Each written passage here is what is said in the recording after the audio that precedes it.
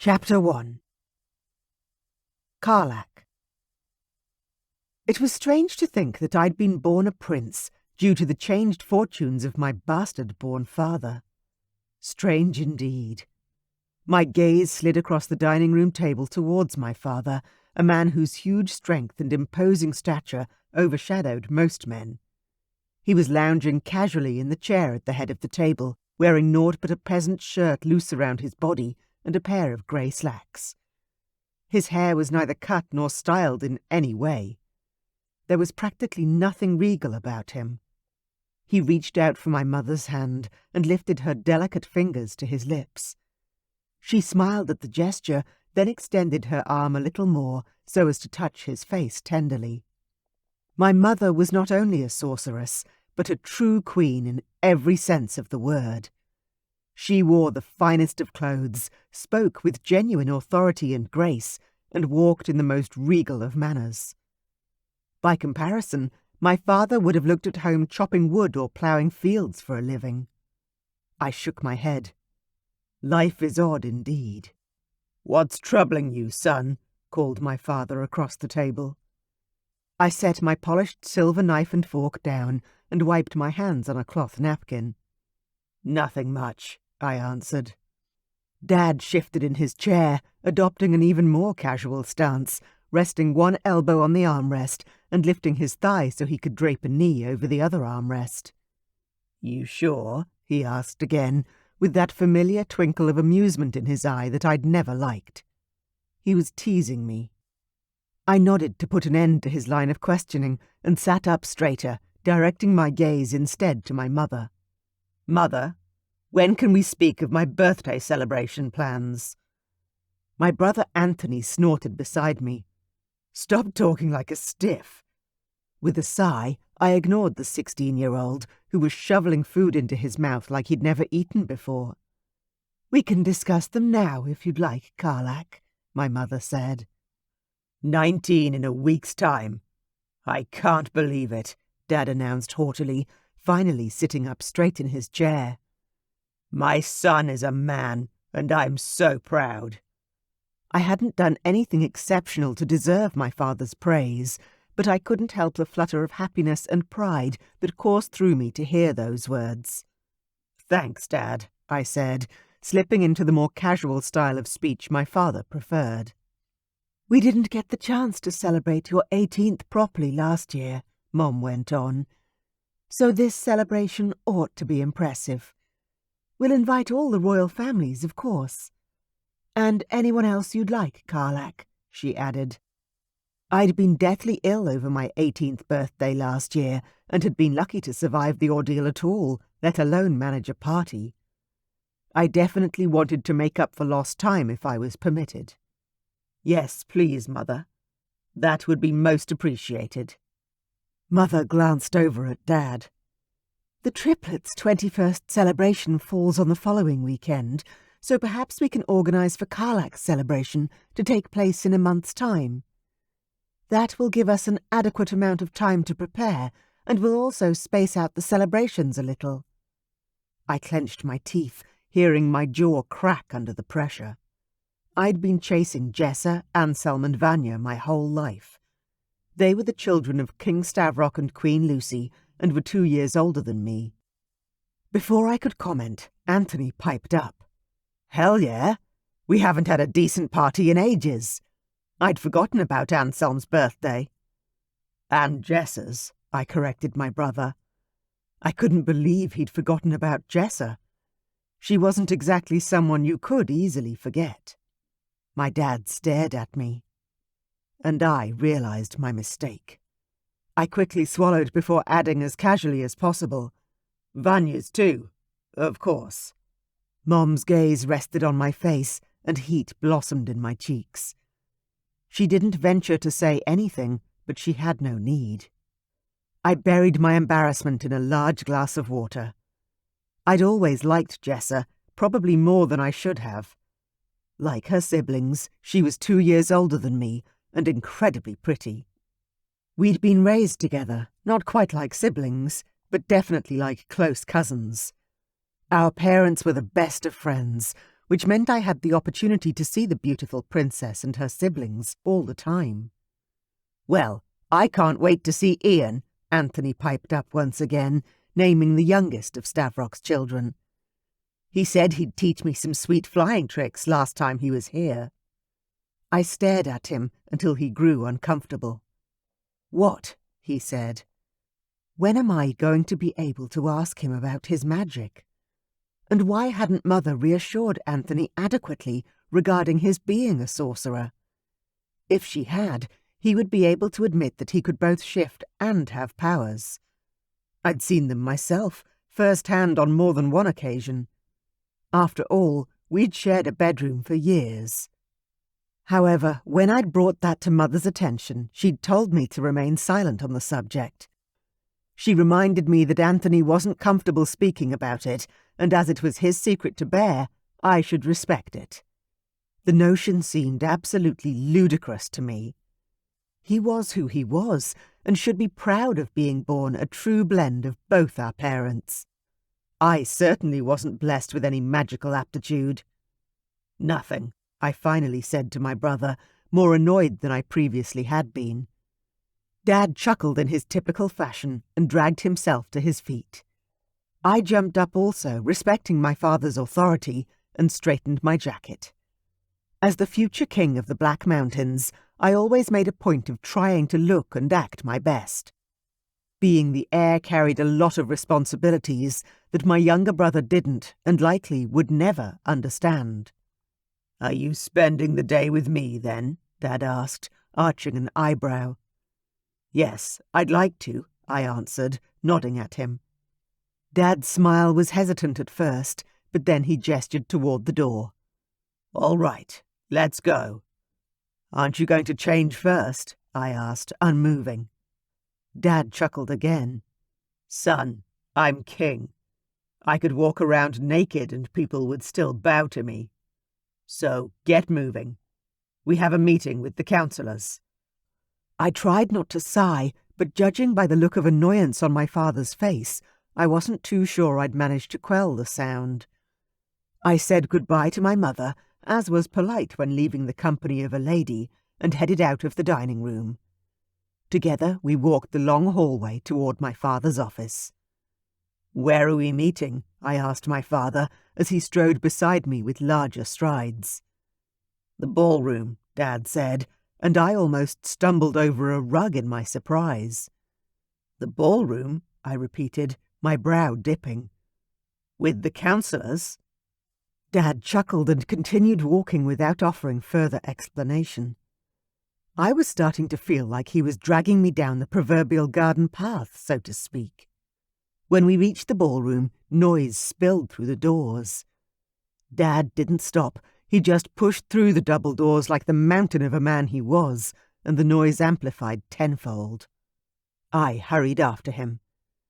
This was not a meeting with the councillors at all, but a meeting with our tenants, the townspeople. Dad greeted the people, shaking hands and smiling as he walked up through the centre of the room and sat upon a throne that had been moved into the room for this occasion. I walked up beside him and turned, staring out over the sea of faces. "This isn't the meeting I was expecting, Father." Dad stared up at me from his place on the throne. "These are my people, Carlak, and yours. The blood of our kingdom. The workers. Its heart. Make sure you don't forget it." "Sire," said Thomas, our butler, as he walked up and gestured to a couple standing beside him. "The Borgias." Dad sat up tall and began discussing matters with the people who'd come to speak to him. I listened and learned as much as I could. My father had been born a bastard of the king's mistress. He ended up an orphan on the streets, living under his tyrannical half-brother for many years. Mother had told us stories in the past of the reign of terror and famine that the townspeople had endured under King Magnic. My father had rescued these people and transformed our kingdom into one we could all be proud of. It was a place where no one went hungry and no one lived destitute on the streets. I couldn't even imagine the kingdom as my father described it previously. We were wealthy, and I found it difficult to believe there had ever existed a time when we hadn't been. As the meeting progressed, the people brought forward their crops, their garments, and all manner of offerings to their king for favours and help. My father accepted every single gift, even pulling on items of clothing and thanking the women personally who made them for him. It was strange, and I spent much of the day feeling uncomfortable. For one thing, I was on my feet, standing in the one place, unable to move. My feet ached. And for another, my princely clothing, while usually something I was proud to wear, made me feel like a peacock amongst the crows. My father had dressed according to his audience, and although he had dressed in a similar way to attend royal events, I had to respect his ability to move amongst the townspeople as though he was one of them. I was not, and couldn't imagine being so. "Carlak," my father called, pulling me from my reverie. "Yes, father." "Help Nadine with her child, will you?" I stared at the woman in front of me, heavily pregnant, with 3 other children in tow. I don't." The woman stumbled, losing her footing. Dad launched himself out of his chair instantly, scooping up the sleeping child from her arms and pulling Nadine into his. "Please, sit," he told her. "Thomas, we need some chairs here. Send for more." The butler hurried off. My father encouraged the exhausted woman into his throne. Her face was pale, and if she'd had the strength to do so, she would have declined. I could tell. Dad glared at me as he deposited the sleeping child into my arms. I gasped as the unexpectedly heavy weight slid into my arms. "All of you, gather around Carlak," Dad said, gesturing to the other children. "I'll help your mother." The other 2 children, strong, healthy boys with dirty faces and long hair, took a step towards me. "You need to hold her better," the older boy said to me, touching his sleeping sister's arm. "Tight against you." I adjusted my hold on the little girl and nodded at the child who was giving me directions. Thomas came back with an army of men and chairs, as per my dad's request. My father barked orders to get food and drink for the townspeople, then he took the little girl from me and gave her back to her mother. I'd never felt so out of my depth, nor so embarrassed in all my life. I felt as useless as tits on a bull. It was humiliating, so I excused myself and left the room as our servants came running in with supplies. I was to be the next king and had thought myself ready and willing to serve my people. But in a few hours, my father had shown me that I was nothing more than a stuffed shirt, just like my brother said. My pride was wounded, and my ego was screaming with anger. I am my father's heir. Just because I didn't want to dress in common clothes didn't make me any less of a future king, did it? Chapter 2. Jessa. I stared at myself in the mirror, turning left and then right, to assess the hemline of the new dress I'd been gifted for the impending celebrations. "I don't know about the length," I said, twirling around again. "What do you think, Mum?" My mother, Queen Lucy, sat on my bed with a radiant smile on her face. "I think you and your sister are 2 of the most beautiful girls in the whole world. And I can't believe you're almost 21. The time seems to have flown. I remember bringing you into the world like it was just yesterday. The pain, the joy, all of it." I rolled my eyes with good-natured humour and spun around to face her. "I meant the hem, Mum. Is it too short?" Instead of opting for a traditional floor-length ball gown, I'd asked for a mid-calf ballet-length dress that would show off my beautiful new shoes, but it fell flat of what I truly desired and made me feel like a little girl playing dress-ups in her mother's ill-fitting clothes. Mom slid off the bed and came closer to get a better look at the offending garment. You have a keen eye and may be right, darling," she said, tapping her finger against her chin in thought. "It's somehow too short and too long at the same time. It's a bit of an awkward length, to be honest, neither here nor there. Perhaps we ought to get it taken up to your knee. It may be too short for the weather, mind you, but our ballroom will be full of people, and the fireplaces will be blazing all night long, and should keep everyone well and truly warm enough." I lifted the pink gauze up to my knee for a tentative visual, and grinned at the result. "You're right. It definitely needs to be shorter. Then everyone will still be able to see my shoes, and I can dance the night away without tripping myself up. It'll be perfect." Mom chuckled and shook her head. "You and your sister are so different, polar opposites almost. Vanya is wearing black from head to toe, while you're celebrating in your own fluffy feminine style." She gestured to the thin straps, flimsy gauze skirt, and the sparkles that overwhelmed the structured bodice of my dress. I shrugged with a smile and went back to scrutinizing my reflection in the mirror. Vanya looks beautiful in her style, but it's just not for me. My sister loved black, and I didn't. I lived for colour. She was sullen and serious, where I was not. I loved to laugh. I adored her in every sense of the word, but she was truly my opposite in everything. "I feel exactly the same way, sister," Vanya said, sweeping into the room with her regal style, her head held high, her posture perfect. She was wearing her own new dress as well, and twirled in front of my huge mirror to show off her body in the figure-hugging dress. "I love my dress, Mum. It's stunning. Thanks." Mom came over and hugged Vanya, and the two shared a moment.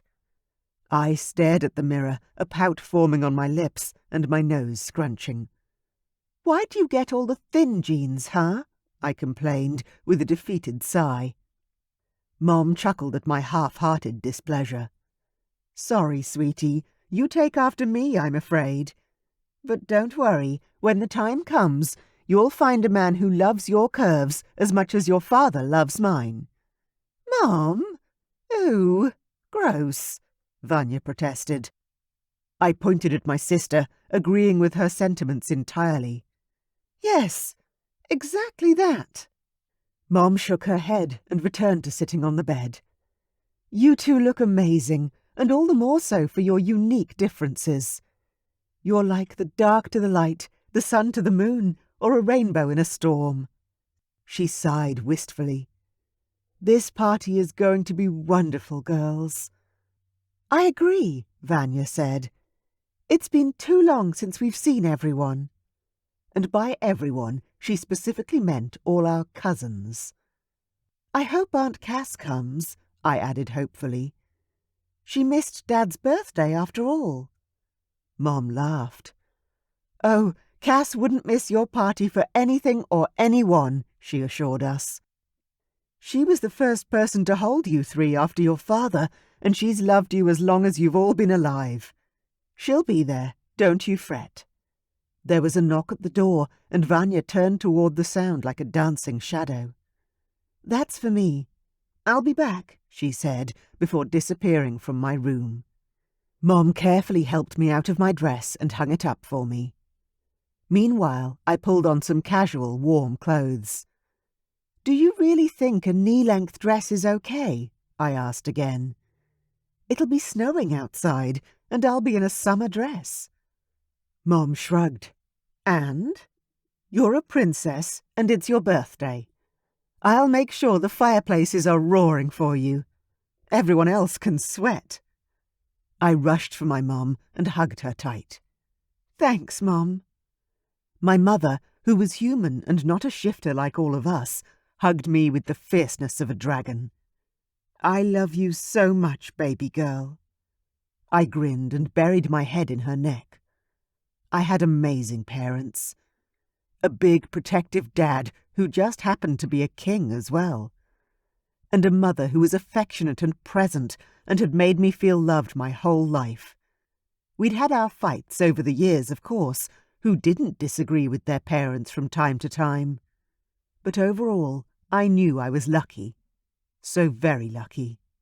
I sighed. "So," Mom began, pulling away and dabbing at her eyes, Are there any boys in particular I should be steering your father away from on your birthday night?" I choked on a laugh. I don't know what you mean, Mum." She stared at me with a knowing glint in her eyes. "You have to be in someone's sights, Jessa. You're more beautiful and sparkly than all the stars in the sky, and we've invited every prince and eligible bachelor in the whole realm to this party." I giggled, excitement and embarrassment warring within me in equal measure. "No, Mum, there's nobody special. You know that." "Do I?" she teased, a smile teasing at her expression. I shrugged. "I want my fated mate. I don't want just any random guy." Mom smiled and reached out to cup my face for a moment before settling in the armchair next to the mirror. "You know I didn't find your father until I was 30 years old." "I know, Mom," I said, trying not to roll my eyes. I'd heard their story 100 times. "So, my point is that you don't have to rush, sweetheart." "I know," I said, a little more explosively than I intended, before bustling over to my drawers to pull a thick pair of socks out. Mom sighed. "I'm not trying to upset you, Jessa. I just want you to know that it's normal to have to wait for your mate. Not only that, but it's also not super common to have a fated mate either. Up until your father found me, it was quite rare, actually." I sat on my bed and pulled my socks over my cold feet. "Yeah, I know, but now it seems like everyone's fated. You and Dad, Auntie Cass and Uncle Damon, his brothers." Mom smiled. "And Eric and Marianne, I know. We're all very lucky, but that doesn't mean that your generation is going to be the same. You might be more traditional." My head came up and I stared at my mother. She wouldn't. "What do you mean, more traditional?" I asked cautiously. She swept her long blonde hair, peppered with grey, up and into a bun on top of her head, fastening it with a large scrunchie before answering. "Well, traditionally, a dragon would just come along, claim you, and fly you back to his home." I snorted. "Yeah, right." I dared anyone to try and take me away against my will, especially if my dad was around. "Or we could set up an arranged marriage if you prefer," Mom said, her tone serious, and yet there was an amused sparkle in her eyes. "Which of the princes do you like the best?" My thoughts went immediately to Carlak, the heir to the Black Mountains. I shook my head and pulled on my slippers, which had been pushed under my bed. "None of them, Mom. You know that. They're all too young for me." Carlak was 2 years younger, which meant it may as well have been 20. The divide between us had always felt huge. "Well, some of the other kings have older sons. We don't see them often. But there's Rothan and Tabath. They'll be at the party." I stared at my mother, my mouth wide open. "You invited everyone?" She nodded. "Yes, we did. It was your father's idea. He said that he used to have the 5 families around quite often, but had fallen out of touch with them all since becoming closer to Damon and Eric. And I agreed, of course. Why not? More allies are always a good thing, Jessa. My parents were a power couple, and though it could be argued, were definitely the most powerful of all the kings and queens in the realm. I jumped to my feet and grinned at my mother. "Are you trying to get rid of me, Mum? Are you not too secretly hoping I'll marry some prince and have to go live somewhere far, far away?" Mom rose to her feet in a fluid, regal movement, then made her way over to me. When she reached me, she lay her palm against my face and spoke carefully and deliberately. "Sweetheart, you are my heart. I couldn't live without you nearby. But when you fall in love, I will support you, no matter where you go." I gulped, feeling my eyes burn with traitorous, unshed tears. "Thanks, Mom." I couldn't imagine leaving my home. Never. Mom leaned forward and kissed me on the forehead. "Time for bed, darling. I'll have the dressmaker come by in the morning to fix that hemline for you." "Thanks, Mum." I watched my mother walk out of my room before grabbing a book and jumping into my huge, lonely bed. On second thought, I jumped out again and was racing to the door when my sister appeared in her pyjamas. "Where are you going?" she asked. I laughed. "I was just coming to find you." Vanya grinned. "Sleep over?" "Absolutely." We turned on our heels and ran for the bed, launching ourselves onto the mattress and fighting one another to get into the warm spot. When Vanya finally conceded and shuffled across to her usual side, we lay facing each other for several long moments, and neither of us spoke. There was no need. We shared a special bond. Being a triplet wasn't something I could easily put into words. Having shared a room for most of our life, as well as everything else, including an annoying brother, meant Vanya and I were closer than anyone could ever understand, even our parents. Our strikingly opposing personalities often meant people thought we mustn't get along, but they couldn't be more wrong. I couldn't imagine not having my sister in my life. We complemented each other perfectly. We completed one another. She was my everything, as was the rest of my family. But as we got older and more changes came our way, it became obvious that things would never be the same again.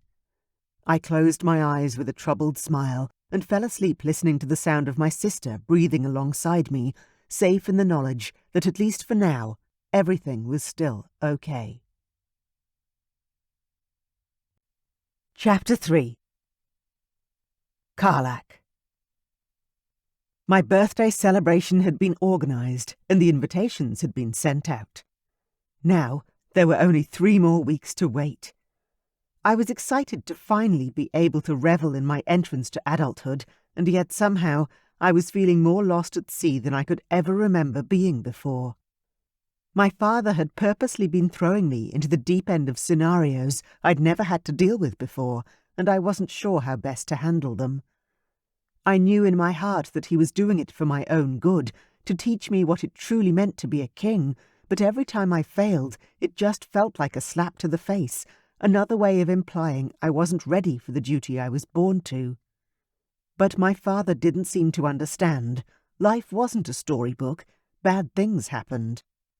Stavrok had become king before he was 30 years old, and I'd almost died last year, leaving my parents with Anthony as the sole heir to the Black Mountains.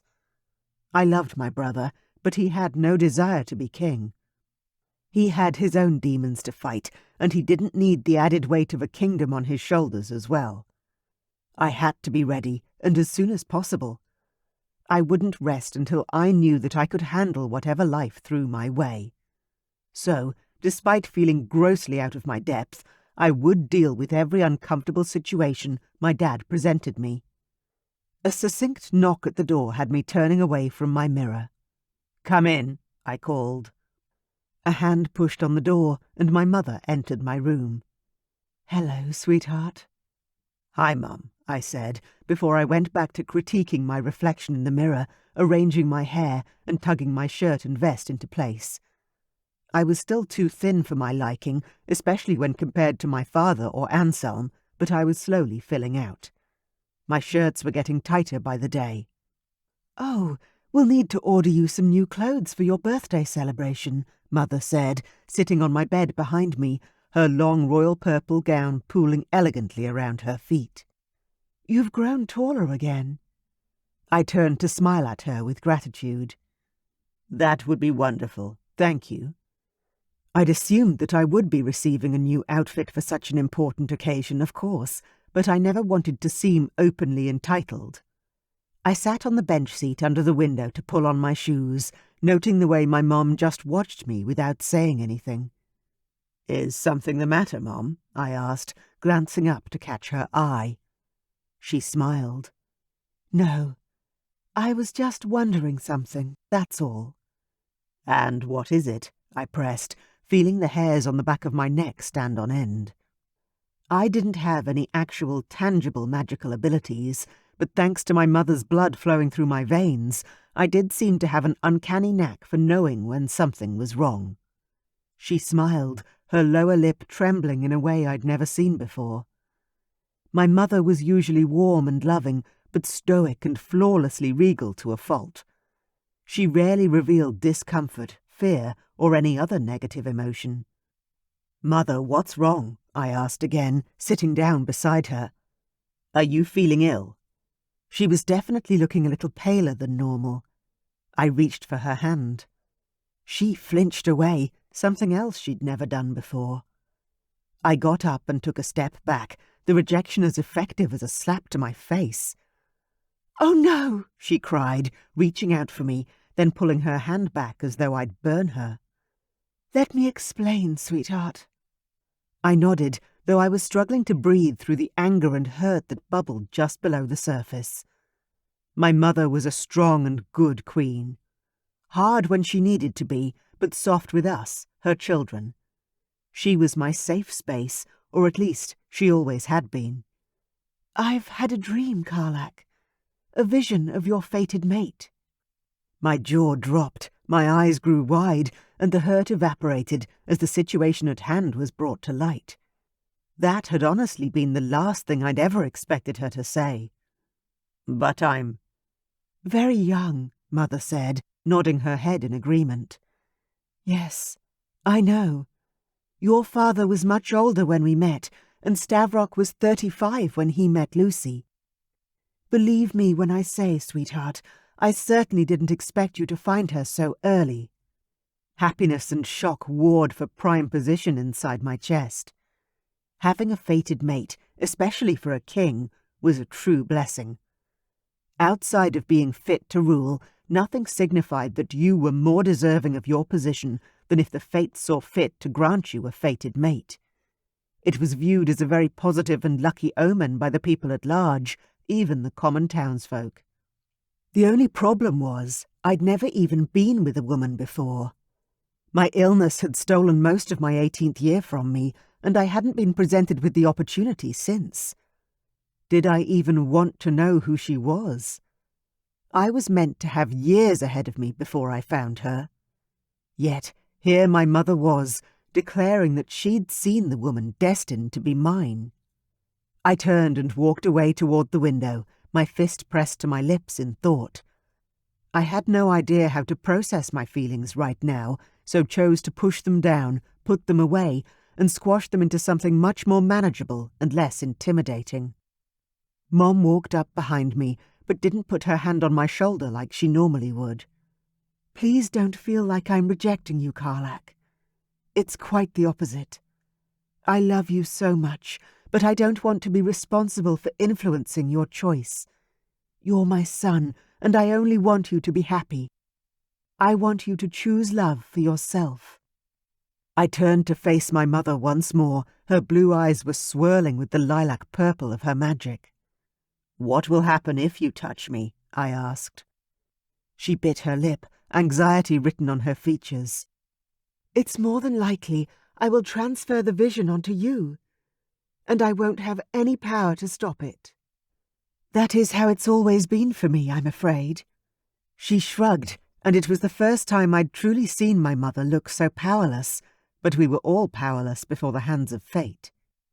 I inhaled sharply, my neck tingling.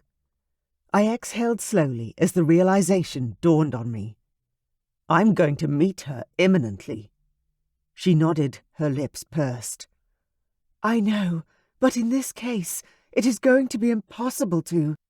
She turned and walked away unexpectedly and began pacing the room, back and forth from my bed to the fireplace. "Stavrock was the oldest to find his mate of all the kings, but that was because she was human. Without my interference, he might never have found her in the first place," she reasoned. I waited, because I knew my mother well enough to know that she was just thinking aloud. "But with you it might not make a difference," she continued. "You're already of age. As soon as you see her, your dragon's going to take flight." I blinked at her, my head a whirlwind of confusion. "I'm sorry," I interrupted. "What did you just say?" Do I already know her? Mom glanced over at me but kept moving as though she couldn't prevent herself from fidgeting.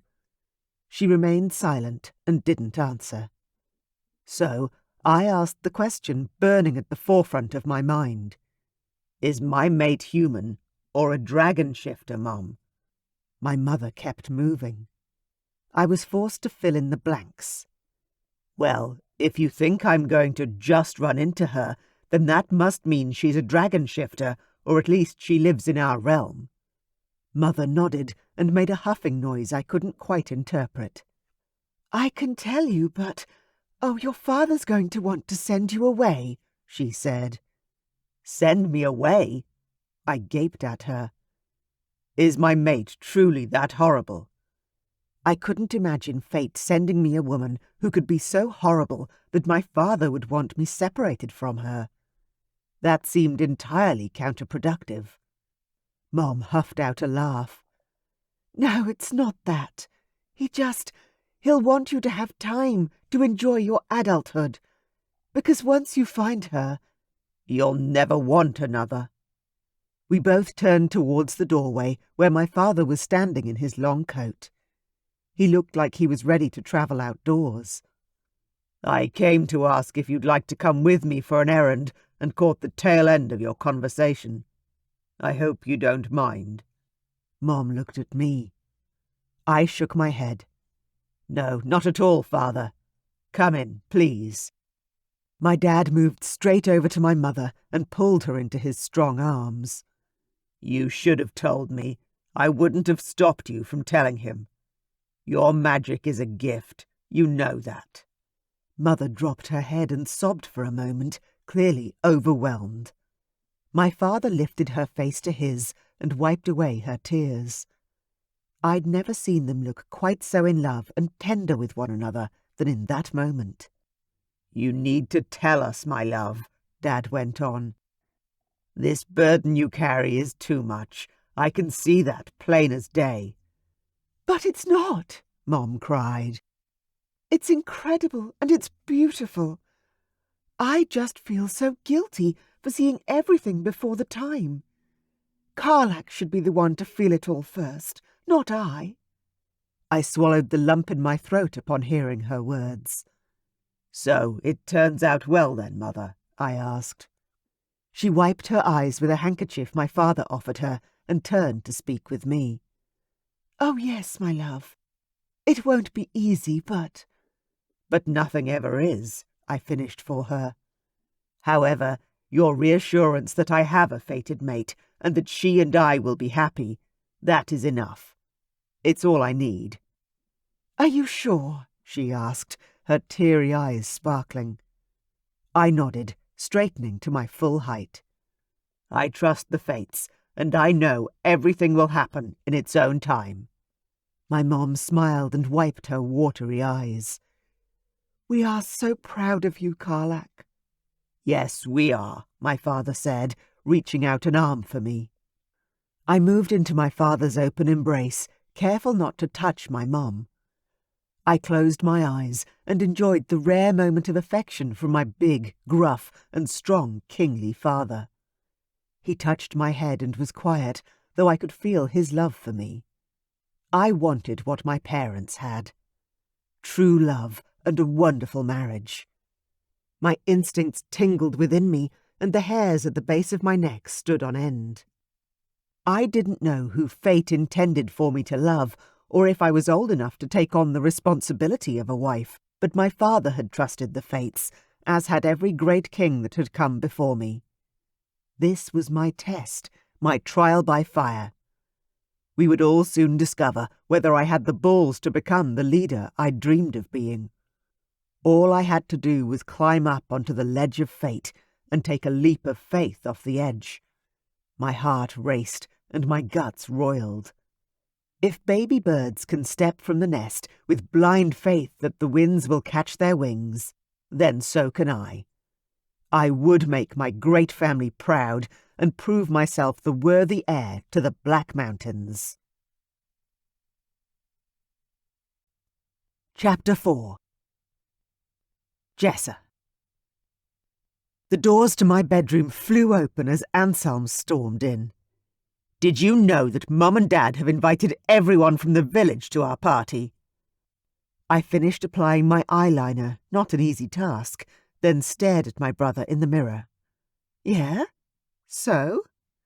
"That is hundreds of people," Anselm complained. "Where are we meant to put them all?" I chuckled as I perused my selection of lipsticks for the night. "What are you really worried about, Anselm? That there will be too many people in the ballroom?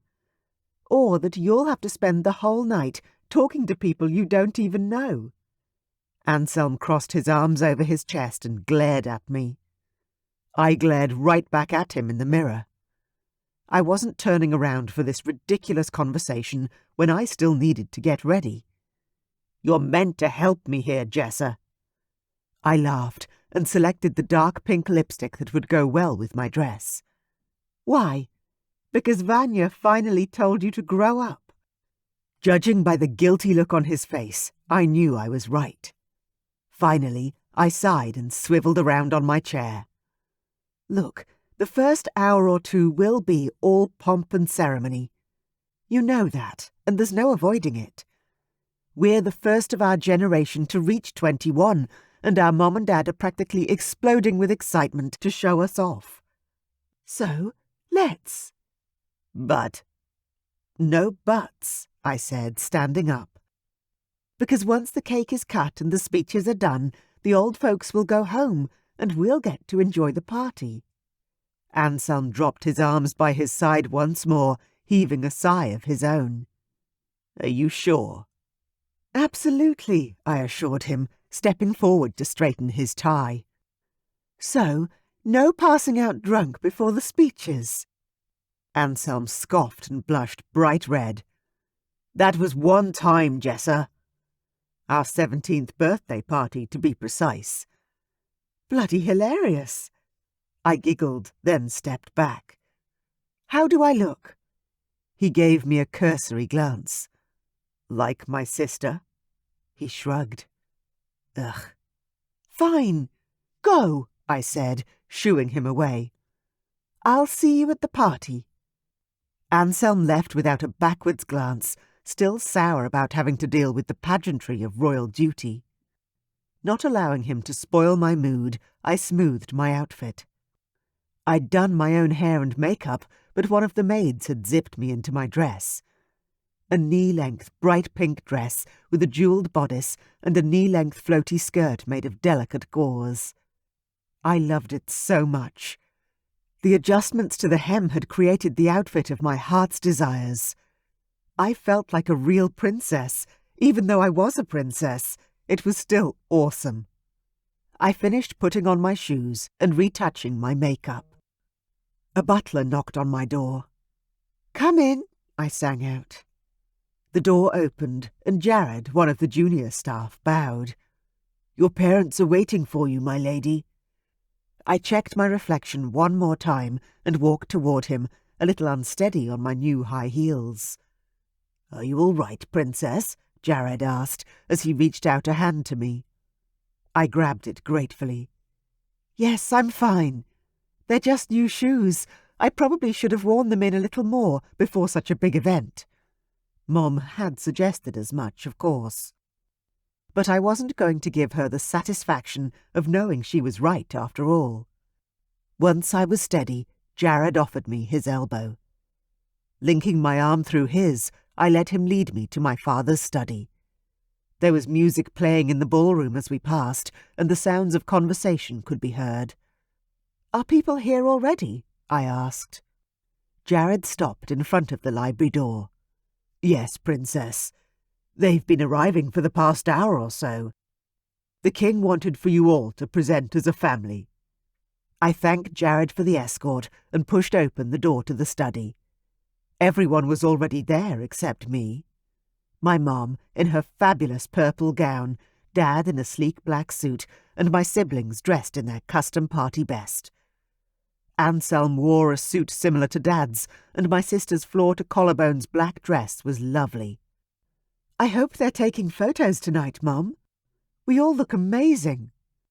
My dad laughed and walked over to me, gently kissing the top of my head. "Happy birthday, beautiful girl." When he stepped back, I lifted my head again and grinned up at him. "Thanks, Dad." I glanced around the room and my brow furrowed. "Where's Ian?" Vanya joined me, tugging on her long gloves as she did. "He went out early. He didn't want to miss the party." Our younger brother was always trying to stand out in his own way, and I couldn't blame him for it. I didn't always admit to it, but I did have sympathy for a single son born many years after a set of triplets. It was a tough gig to follow. Anselm, Vanya and I always stuck together. And unfortunately, Ian was ultimately left out, even though we didn't really mean for it to happen. I knew that he was, and that it affected him. I shook myself free of any negative thoughts and focused instead on my sister. "Then we better get out there before he steals all the attention," I joked. I offered my arm to Vanya, who took it with a smile. Anselm walked around to my other side and held his elbow out to me. Meanwhile, Mum and Dad stared at us, their love shining upon us like a beacon of light. I rolled my eyes, swept up in the tender family moment. "Come on, guys. This is our party. Let's go." Mom sniffled, overcome with emotion on our big day. Dad offered her a handkerchief with a lopsided smile. "Our babies are all grown up," Mom simpered. Anselm groaned. "Come on, Mom. We know you love us. And we love you too. But let's go." Dad reached for Mom's hand. "They're right, sweetheart. Let's get to the party. It's high time we celebrate the fact that we survived 21 years with these little dragons." Mom scoffed. "The fact I survived their labour was the miracle."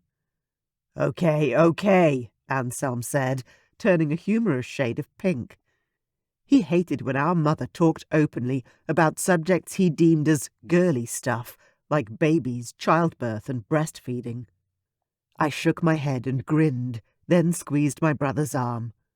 "Come on, then. Let's go. Those issues won't concern you for a little while yet." "After you," Dad said, gesturing to the main door. "Really?" I asked in surprise. There had never been a time that the King and Queen weren't the first in our family to enter an important event. It was traditional, not to mention royal protocol. Dad took Mom's hand in his and regally strode over to open the door for us. "It's your party, children. Go out before us, please. Tonight it would be our honour." I glanced from my brother to my sister, pride swelling in my heart. I felt more a part of their world in that one moment than ever before. "I love you both," I whispered to them. Neither Anselm nor Vanya said anything back, but I knew they loved me without question. These two would fight anyone for me, even our own parents. They had my back and always had. They likely always will. So we walked forward together, onto the small balcony that adjoined our father's study and led down into the ballroom. The moment we stepped up to the railing, the entire ballroom went silent and everyone turned toward us. Blood rushed to my face immediately, leaving me feeling hot and uncomfortable. But everywhere I looked, everyone's faces were lit up with happiness and love for us. All the royal families were here, Marianne and Eric, Damon and Aunt Cass, and their retinue of kids. Then my gaze fell on Carlak and Anthony, Eric's sons, and my stomach tightened in the strangest way. Then Anthony pulled Carlak away and into the crowd, as though he didn't even want to look at us. "That's weird." "Come on, sis. Let's go," Anselm whispered to me. As a party of 3, we walked down the grand stairs. People rushed toward us, and we naturally broke apart to greet individual guests and to speak with our friends. The next few hours were overwhelmingly busy, just as I'd first assumed they would be. I shook hands with everyone in the room and received hugs from every queen and princess in our realm, even Veronica. I squeezed the 9-year-old girl tight against my dress, her beautiful face turned up and grinning broadly. "Happy birthday, Jessa!" she cried, her arms wrapped around my neck. I pulled back and stared down at my little cousin. "Thanks, Veronica. How have you been?" "Great," she said, with a side-eye glance at her brothers. "Don't listen to anything they have to say about me. I've been good." I laughed and cuddled her again. "You do all of us girls proud, dragon daughter." Veronica was tough and strong and had a temper that perfectly matched a dragon princess. She was the youngest of our crew, and with a ton of boys born before her, she fought tooth and nail for her spot in our great family. "Hey," she fussed, pushing back against me, her nose wrinkled. I let her go and shrugged with a smile. "I love you, V. Don't hate on honesty." Veronica continued to pout, but then one of her brothers pulled her piggy-tails, and she ran after him with an indignant scream of anger. I could only shake my head at the fiery antics of our relatives. Aunt Cass came to hug me and wish me a happy birthday. As usual, the Queen looked positively exhausted. "Have you been working in the fields again, Aunt Cass?" I said, with a soft, playful poke at her. "You're very pale." She stuck her nose in the air. "Not to correct the birthday girl, but I'm not pale. Oh!" Cass put a hand to her belly and staggered sideways. I gasped and reached out for her, grabbing her arm at the same time as Queen Marianne came close. "Cass," she whispered, trying not to draw attention to the scene. "You need to go lie down." The Queens exchanged a look. I stepped nearer to my auntie, letting her use my body for support. "Hold on to me. Let's take you to the Rose Room. It's the closest," I advised quietly. We had a lot of guest wings in the house. But even with 4 kids, my parents never managed to fill even half the bedrooms available in the castle.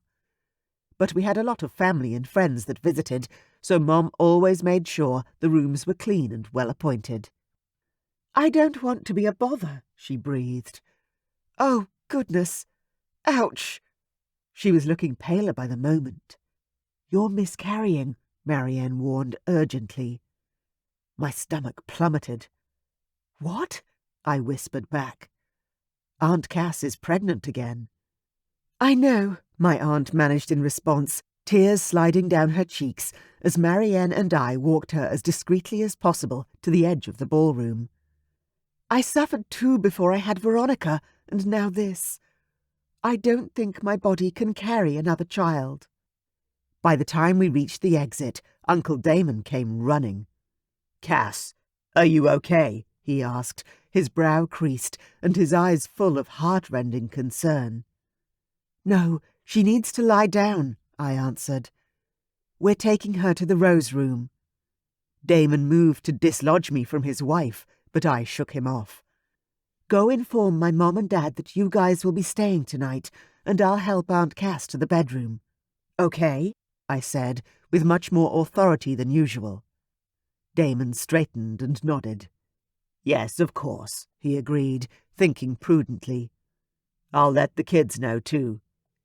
He reached out to cup his wife's face and kissed her lips. "Be strong, my love. I'll see you in a moment." Uncle Damon rushed off without delay to fulfill his mission. Meanwhile, Marianne and I managed to help Aunt Cass down the hall and into the large Rose Room and safely onto the bed. "What else can I do?" I asked Marianne, wanting to be as useful as possible during such a difficult time. She pulled back the blankets and helped Cass beneath the sheets. "Could you send a servant this way when you get the chance?" Marianne asked, putting her hand to Cass's head and feeling her forehead. Hot tears welled up in my eyes as I looked down at my aunt. "I'm so sorry, Aunt Cass." All of me wished there was something more I could do to comfort her. She smiled and reached for my hand. "Don't be sorry, my lovely one. I have 3 healthy, growing children. This pregnancy wasn't planned, we just—" I glanced down at our hands, which were now linked. I couldn't imagine getting pregnant by accident. How does that even work? I wondered.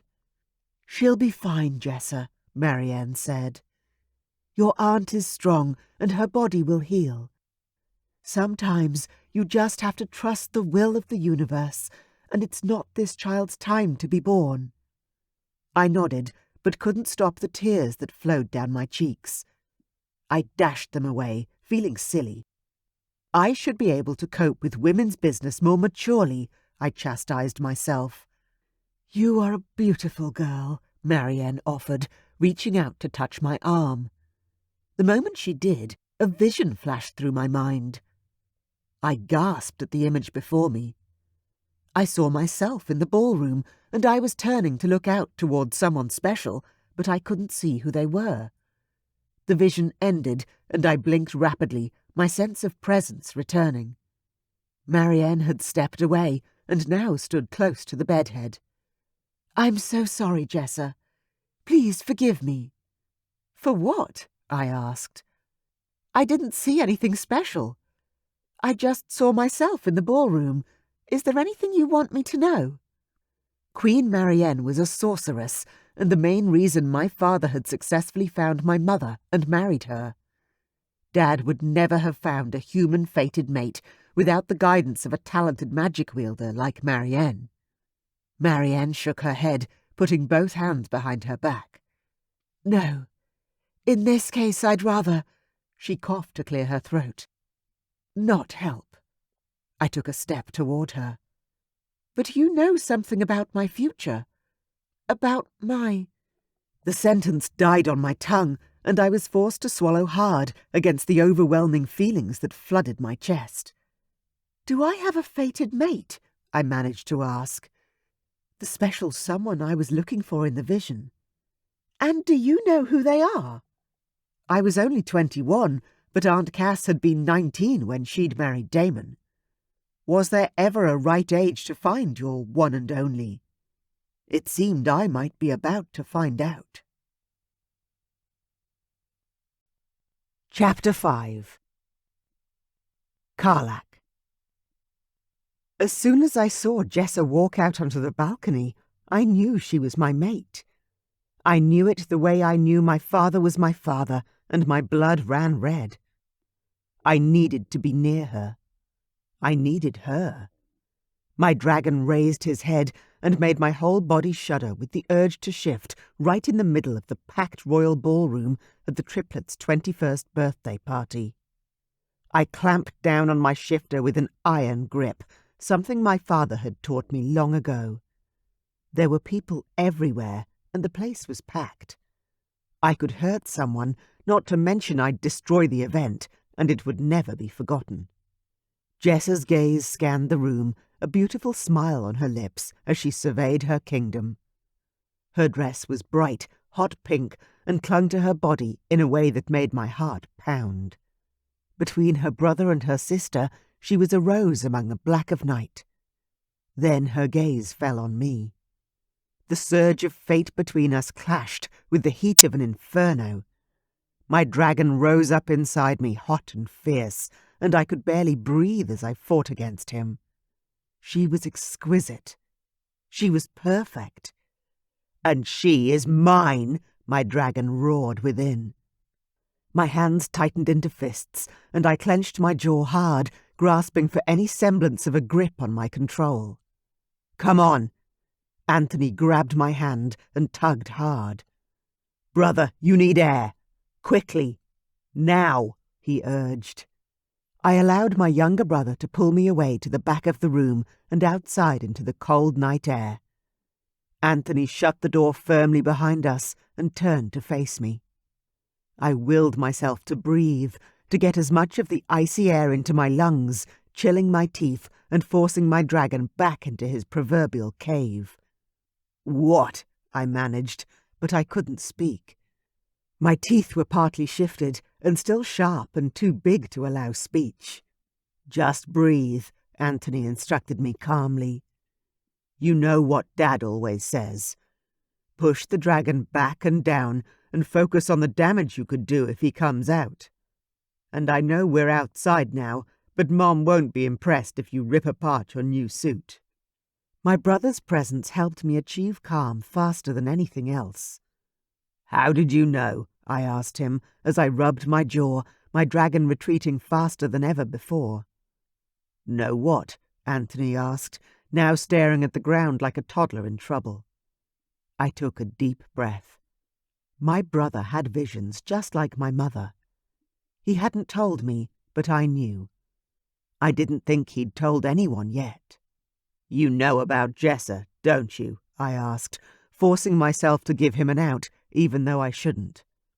"It's his secret to share, not yours," I reminded myself. "Did Mom tell you?" Anthony's head came up, and his face was flushed with relief. "Did she tell you?" he asked me. I shivered and rubbed my hands together.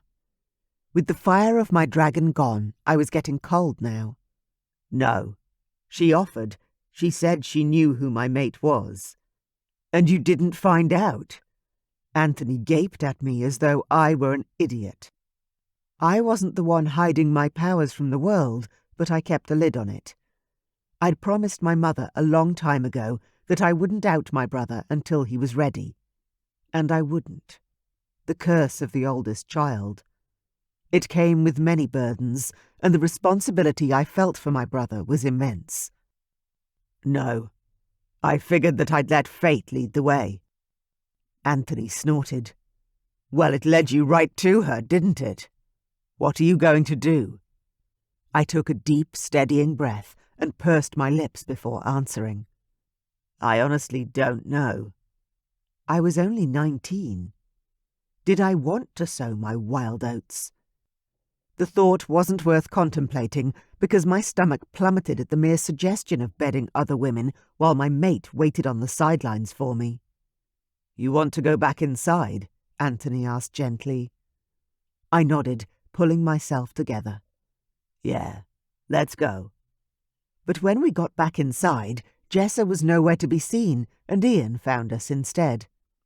"You guys want to play billiards?" he asked, tilting his head toward the huge game room off the ballroom. "Most of us guys are already in there."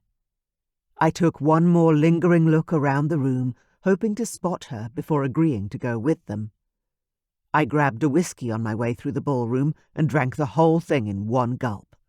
Fire burned my throat, but I grabbed another, hoping the alcohol would help dull my need to seek Jessa out and drag her off somewhere private. Jessa and I had always gotten along well enough. She was 2 years older and a bit wild. Not the sort of woman I'd ever imagined as my queen. She'd never shown any real interest in me either, so I wasn't sure where this need to ravish her had sprung from. It had to be the call of fate. It was compelling me, willing me to fulfill my destiny. "I bet her nipples taste like strawberries," my dragon whispered. "Ugh, stop it," I commanded. I grabbed another whiskey and threw it down before getting to the game room and finding most of my male cousins gathered. Uncle Damon's sons, Ian, Jessa's youngest brother, and a couple of others too. I nodded my head at them all in typical male fashion and found a place on a leather couch to make myself comfortable. "Do you want to play the winners?" Ian called to me from the billiard table. "Sure," I answered, nodding at them, though my head was starting to spin. I let the alcohol seep into my veins, and when the servants came around with more drinks, I grabbed at them greedily. It's working. I couldn't play billiards, of course, but I wasn't dying to find Jessa and strip her of her party dress either. I desperately wanted to, but the need had dimmed, thanks to the liquor. "They're doing speeches," Anthony said, coming over to kick me with his shoe. I wasn't sure I could get up. "It's probably not a good idea for me to," I managed to slur. My brother grimaced. "Yeah, okay. Stay here. I'll go. And I'll be back soon with cake. Okay?" I closed my eyes and lay my head on the armrest of the couch.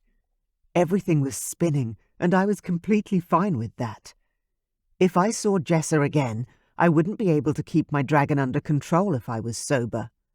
He'd override my willpower. But if we were both inebriated, she and everyone else would be safe. My dad would be pissed, but who cared at this point? Not me. I must have passed out, because the next thing I knew, Anthony was shaking me. "Wake up," he hissed. I lifted my head, seeing double images of my baby brother now. "Whoa, there's two of you." "Eat this," Anthony said, shoving a plate at me. "They've finished speeches and they've cut the cake, so it's party time, and people are noticing that you're missing." "I don't care," I said with a laugh, but forked the cake and started shoving some of it into my mouth. It was rich and chocolatey, with sugared strawberries and fresh cream. This is nice." My father suddenly exploded into the room and stormed over to me. "What the hell's going on, Carlak?" he demanded. I snorted, still pickled. "Nothing, Dad. What's going on with you?" His surprised expression and awkward half-smile made me giggle a little, so I grinned to myself like a naughty child and tried to focus on eating a bit more cake. "He's drunk," Dad said, turning towards Anthony for answers. "What happened?" Anthony tugged on our father's sleeve, pulling him out of earshot, but I could imagine what he was saying. Jessa, blah, blah. Mate, blah, blah, blah. When my dad walked back over to me and put a hand on my shoulder, his love emanated through in a way that had me gulping back tears. It felt tangible. "Congratulations, son," he said, his voice thick with emotion. "She will be a magnificent queen." I looked up at my father, my heart in my throat. He stared down on me with all the pride I'd always hoped to see. "You know," I said, changing the subject with a hiccup, "you look good in formal clothes, Dad." He chuckled and squatted down in front of me, putting us on an even eye level. "Clothes don't make a king, Carlak. It's your actions that will have people respect you, nothing else." He stood up. "I'll go get him some coffee. Are you all right to stay with him, Anthony?" My brother scoffed. "Well, I'd much rather be dancing, but sure, Dad." I continued to focus on my cake. The food in my belly was sobering me up, and my senses were beginning to come back in a rush. I'm embarrassing myself and my family, I realized with horror. I had to get up and rejoin the party. I pushed against the couch and managed to rise unsteadily to my feet, lifted my chin and tugged on my shirt, straightening myself as best I could. "Father, I apologize for my behavior. My father, King Eric, stepped toward me, put his hand on my chest, and pushed me firmly back down. My jaw dropped and I gaped at him. "Did you just push me?" He cracked a grin. "I'll hog-tie you if I must, boy. Stay there, shut up, and when I bring you coffee, you'll drink it." "Are you helping me?" I slurred. Dad laughed this time. "Carlak, you are my son, and I know you want to do everything right all the time, but I'm prouder of you in this moment than ever before." I fell back against the couch, my lips twisted. "What do you mean?" My father had never withheld his love or approval, and yet I couldn't help but constantly strive to do better. Be worthy. He glanced toward the doorway before speaking again. "Son, you are my heir, and you will be king by birthright. But tonight, you showed me that you can control your dragon around your mate, protecting all the people around you from harm and possible injury in the process." I couldn't help but roll my eyes in a juvenile way. "Dad, that's not heroic. I had to get drunk. I couldn't handle it. This was the only way I could think of quickly to push him back down." My father shrugged. "No, son. You handled it well. I didn't. When I saw your mother, I shifted inside this castle, almost attacked Stavrok, then picked her up and flew her home in dragon form." My jaw dropped at the epic imagery. Anthony punched our father in the arm. Whoa, that's awesome. Our dad chuckled. Well, tonight Carlak demonstrated that he has more inner strength than me. I ran a hand through my hair and forced a laugh. That's nothing, Dad. All I did was control my dragon at a party. Within the first moments of realizing who your mate was. Father reached out and ruffled my hair. And if you're starting with that, Carlak, your foundation of strength makes anything possible for you. Stay here, all right? I'll get you that coffee, so you'll be able to fly home. With that said, Dad turned and left. Anthony and I sat in silence. A servant arrived soon after with a tray of water, coffee, and buttered bread rolls. King Eric has advised that you are to eat and drink, and then rejoin the celebration when you feel ready. I nodded at the servant and did my best to sober up, swallowing the bitter coffee and stuffing the fluffy bread into my mouth. Thanks for staying with me, I managed to say to my brother around my mouthful. No problem, Anthony said, eating more birthday cake. Are you okay if I go say goodbye to Ian? Yeah, go, I said, waving my hand at him. I'll come out soon. I just need a minute. Anthony grinned and left, entering the ballroom, which was now pumping out some hardcore dance music. My heart yearned to find my mate, to at least know if she was safe. I managed to stand, and although my stomach grew queasy, I had better control of my legs now. I walked to the doorway of the game room and stared out at the darkened ballroom. There were long tables of food off to one side, and most of the round tables had been cleared away to make space for a large dance floor and a band. People danced and shimmied under the flashing lights, their laughter and singing ringing out above the music. And that's when I saw her, dancing with the only unmarried heir to the throne older than herself, Tagath. He was nearly 35 and too arrogant by half. But he was tall and, according to my mother, very handsome. And he had his grubby hands on my Jessa's waist. Rage blew through my veins, banishing the liquor, and once again I was back to fighting my dragon for dominion over my own damn body. Fucking hell! Chapter 6. Jessa. Tagath's grip on my waist grew tighter as the song wore on. He's so hot, I can't believe he wants to dance with me.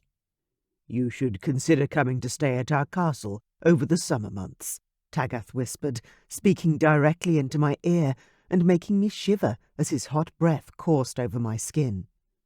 We can go skinny dipping in the hot springs. I jerked back, my eyes wide, both mortified and perversely flattered by his offer at the same time. Thanks. I'll think about it, I managed to answer, though I was pretty sure my mom would stop me from staying at his castle, even if I wanted to. Tagath was a known playboy in the realm, but he was also almost 35 years old. Surely he'll be getting ready to settle down soon. Maybe I'd be the one to tame him, the way Mom had been the one for Dad. Can I cut in? A voice sounded from behind Tagath, audible even over the music. I recognized it instantly.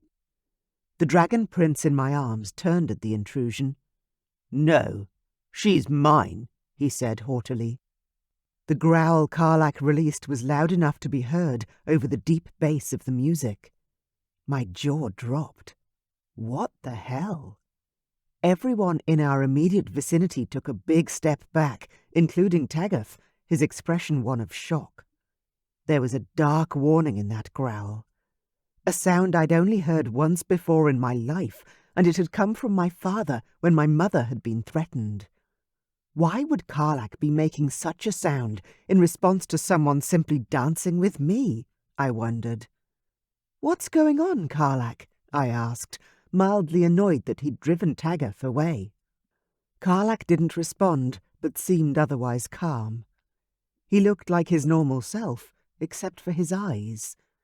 They were dark, yet ablaze with a fire I'd never seen before.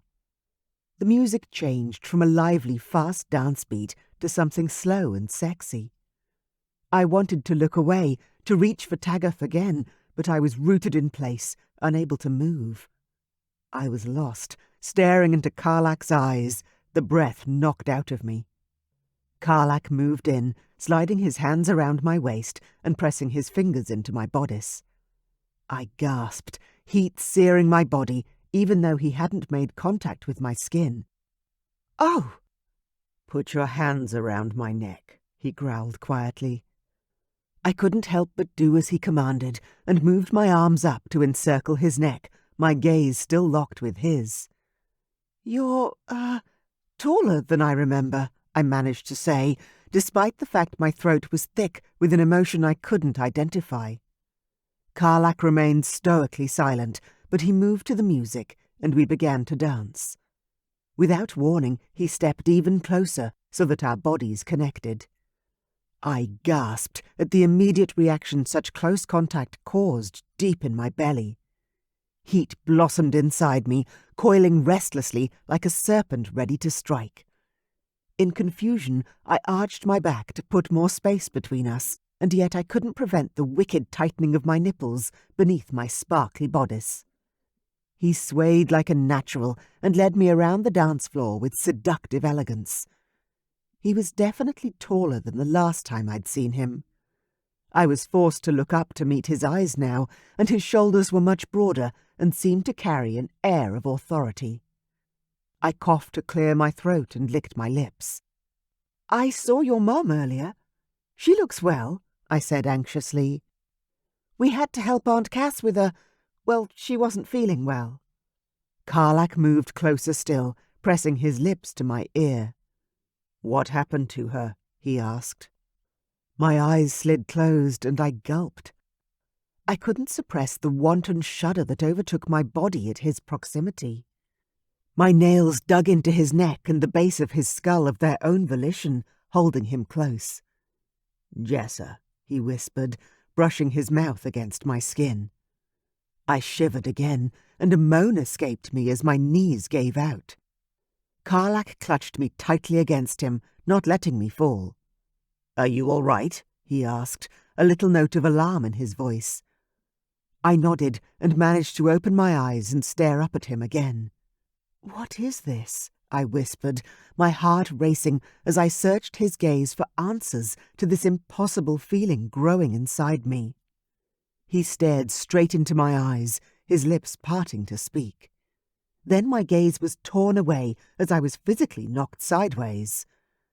Carlak managed to grab my hand and kept me on my feet, but we were separated now, and the spell seemed to have broken like a wave crashing on the shore. Sorry, the three guys mumbled in unison, drunk and rowdy. They had barreled into us as a group. I looked around for Carlak, but his father had come up to him with Marianne, and they were already engaged in conversation. I felt my cheeks flare with warmth as I gazed longingly after him. I wanted him to come back, to dance with me, to make me feel happy and tingly and way too aware of myself. Someone grabbed my hand, and I turned to find my mom. She was grinning at me, warmth sparkling in her eyes. "Are you having a good time, sweetheart?" Yeah, of course. Mum, yes. This is great," I babbled, cringing internally. "Eric told me that their family must leave. I'll grab Anselm and Vanya. Can you meet us in the exit foyer?" Yeah, sure." I managed to nod and smile, though it was half-hearted at best. I certainly wasn't convincing myself. They're going. Why? I wondered, feeling suddenly bereft. I moved through the dancing swarm of friends and family filling the ballroom, all of them smiling toward me. I put on my pretty princess face, smiling and holding their hands when they extended theirs in greeting. They expected me to be perfect, and I tried my best. But I didn't feel perfect at the moment. With every step I took toward the foyer, breathing became harder and harder. Once I burst through the final groups of people gathered at the edge of the ballroom and made it to the foyer, I heaved in a deep breath.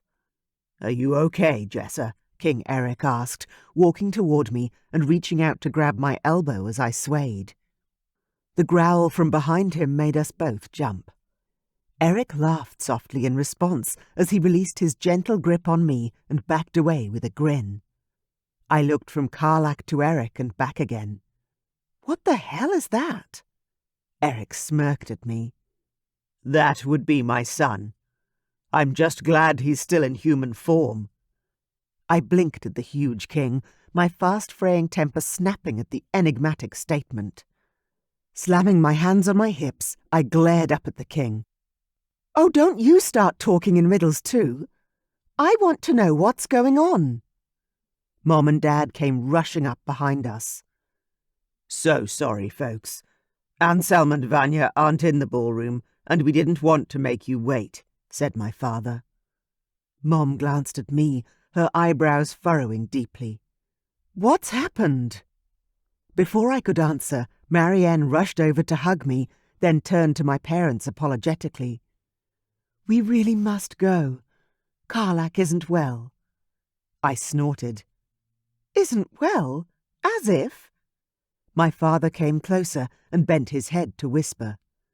"Did something happen, sweetheart?" A soft growl filled the air, but was cut off as I looked up. Anthony was pulling his brother to the door and throwing open the exit. "Bye, guys," he called, waving as he stripped off his evening clothes. "Thanks for the party." Carlak stared at me as though he had nowhere else to look in the world. His hands were tightened into fists. Beside me, my dad was making a strange rumbling sound from deep in his throat. I turned towards him, startled. "Dad, stop it!" King Eric interrupted and shook hands with my father. "I think we'll be seeing each other again very soon." "Yes," Marianne said. "For Carlak's birthday party. Did you receive the invitation?" Mom nodded. "Yes, of course, Marianne. We'll be there." "We better go, my love," King Eric said to his wife softly, touching her arm. "Oh, yes."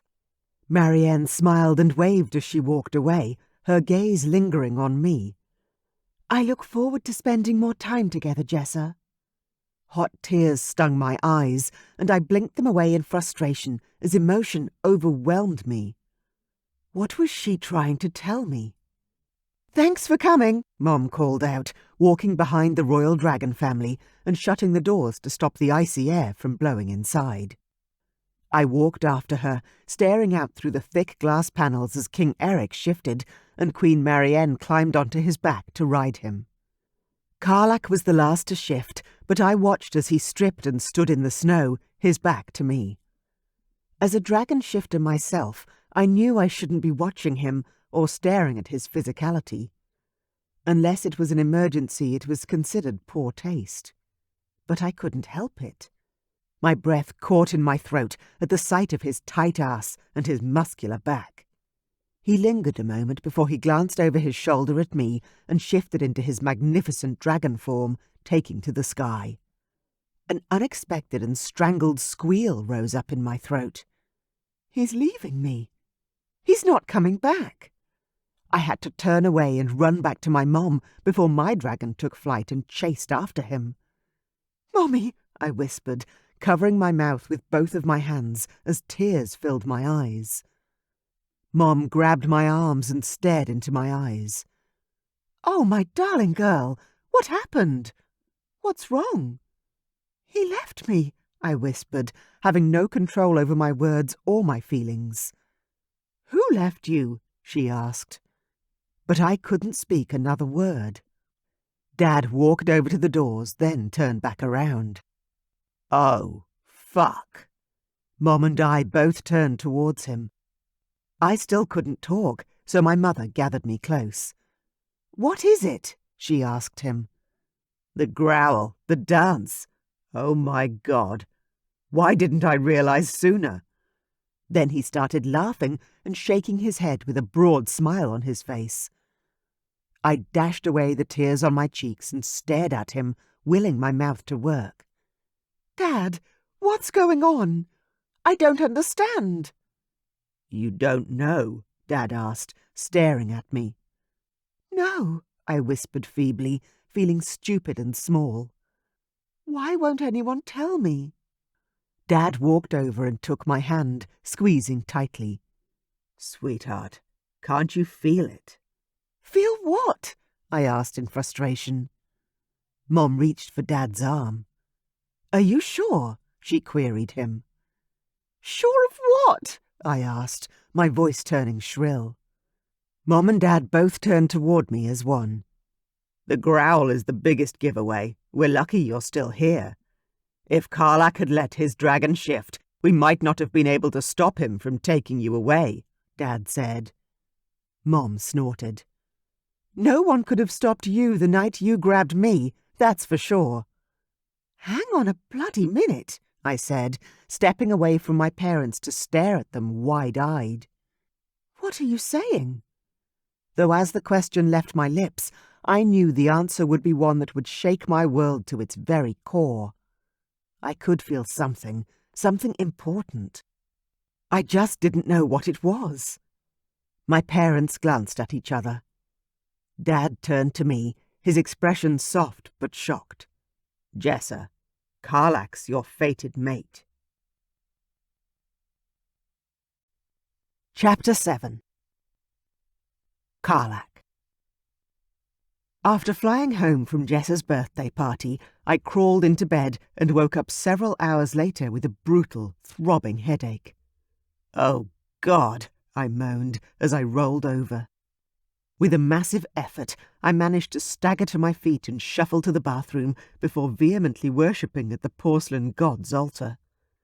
When my stomach finally settled somewhat, I dragged myself into the shower and let the hot water wash away the stink of my shame. What sort of heir to a kingdom was I? The type to get myself blind drunk at a royal event, then partially seduce my mate on the dance floor in front of everyone, apparently. I felt completely disgusted with myself, as a prince, a man, and as Jessa's mate. Fucking hell! I groaned, pushing myself up to sit against the tiled wall of the shower before throwing my head back against the cool tiles behind me. Jessa was my mate. Jessa! Of all the women in all the worlds, it had to be the most beautiful, carefree, confident, and intelligent princess in the realm. My mind reeled, still scarcely coming to grips with the truth. I certainly didn't feel worthy of her, and that smarted more than a little. Jessa was King Stavroc's eldest daughter, and she had the natural strength, grace, and beauty of a queen. There was no way she'd want me now, especially after my obscene behaviour at her shared birthday celebration. But would our fated mate bond force her to desire me regardless? That would be horrible, and the thought made my stomach turn with revulsion. It would be even worse than if she were to reject me outright. Not to mention the fact that she was older than me by 2 years, which at this point in our lives seemed like a huge chasm to overcome. Carlak? My mom's ethereal voice floated through the room, reaching my ears. In here, I managed to croak out, feeling morose and sorry for myself. She let herself into the steam-filled bathroom, a chuckle on her lips. When you and Anthony were younger, she told me, I always swore that I wouldn't help you get rid of your hangovers when the time came. It was my opinion that you deserved to learn about the side effects of alcohol the hard way. A cold, hard object was pressed to my shoulder, and I forced my eyes open. Take it and drink it all, Mom encouraged, pushing the goblet at me insistently. It will help. I didn't bother to ask what it was, or why she'd changed her mind suddenly now that I was grown. I was just so grateful for the assistance and motherly empathy that I just chugged the foul-tasting concoction down without a second thought. Gah! Damn! That was nasty, but thank you, I spluttered, handing her back the cup. My eyelids still felt heavy, and my stomach churned in protest. A part of me just wanted to slither back into bed to try and elude my own suffering. But just as the bile rose in my throat once more, threatening to make me sick, the medicine took full effect, and the pain leached gloriously away, dimming to a more bearable level. I could move again without agony or feeling overwhelmingly woozy, so I took the opportunity to stagger to my feet. Facing the water spray, I washed my mouth, glad to be rid of that disgusting taste. "I will be waiting in your room, son," my mother said from behind me. "Take your time. There is no need to rush on my account." Then she left, closing the door and giving me my privacy. I scrubbed my body thoroughly, keen to be rid of the stench of my sickness and slick of my sweat. My stomach still felt strange and my headache lingered, but it was fuzzy and muted, rather than intense and overbearing. When I was finally clean enough to face the world again, I dried myself roughly and grabbed the black, fluffy robe hanging from the wall. With gratitude and a sigh of relief, I wrapped it around my body, comforted by the softness and warmth. Mom was patiently waiting for me, elegantly seated in the armchair by the crackling fireplace. "You're looking much better," she offered. I ran a hand through my still wet hair. "In no small part thanks to you," I said. She smiled, the light and love reaching her eyes with a sparkle. "I'm very proud of you. We all are, Carlak. It took great strength and courage to remain in your human form at the celebration last night.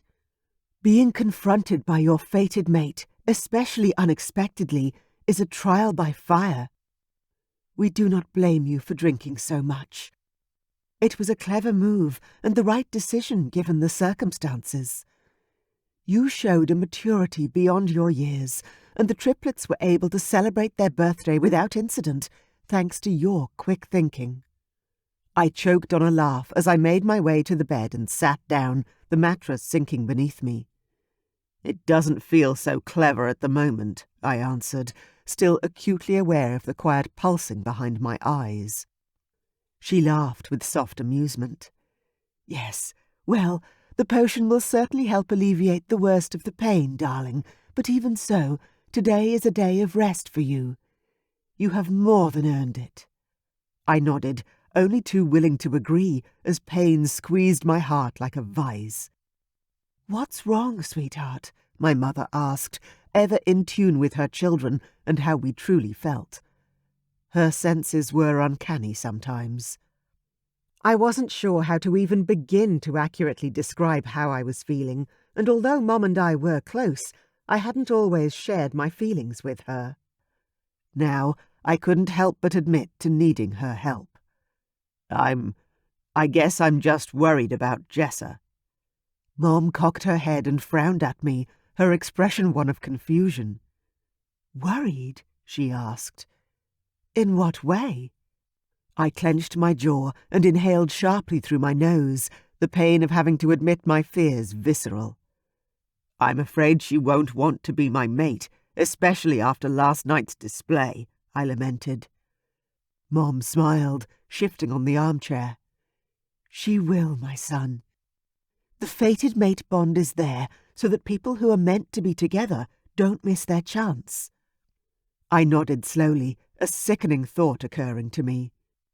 "That is what you foresaw, wasn't it? It's what you didn't want to show me.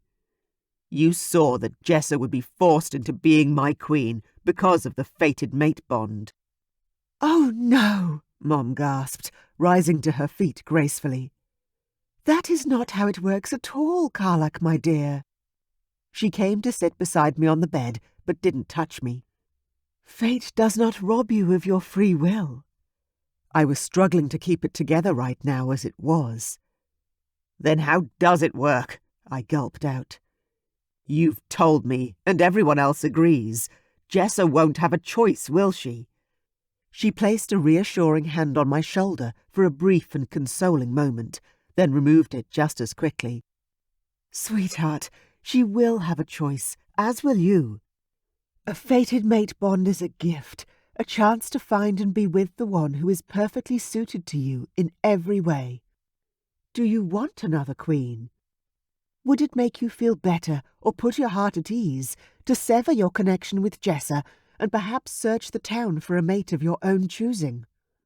My gaze snapped up to my mother's face, just as my dragon's growl rolled low and menacing through my vocal cords. Mom jumped, then covered her mouth with her hand as she stifled a startled laugh.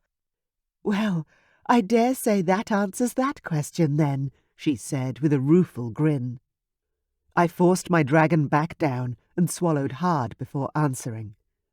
"I'm sorry, Mom." "No, it's fine," she said, getting up and moving around the room. "Perhaps I should share my vision with you after all. Then you can make up your own mind about what you want and how you feel you should deal with this situation." I wasn't sure I wanted to see anything further. If you don't mind, I think I'd prefer to wait."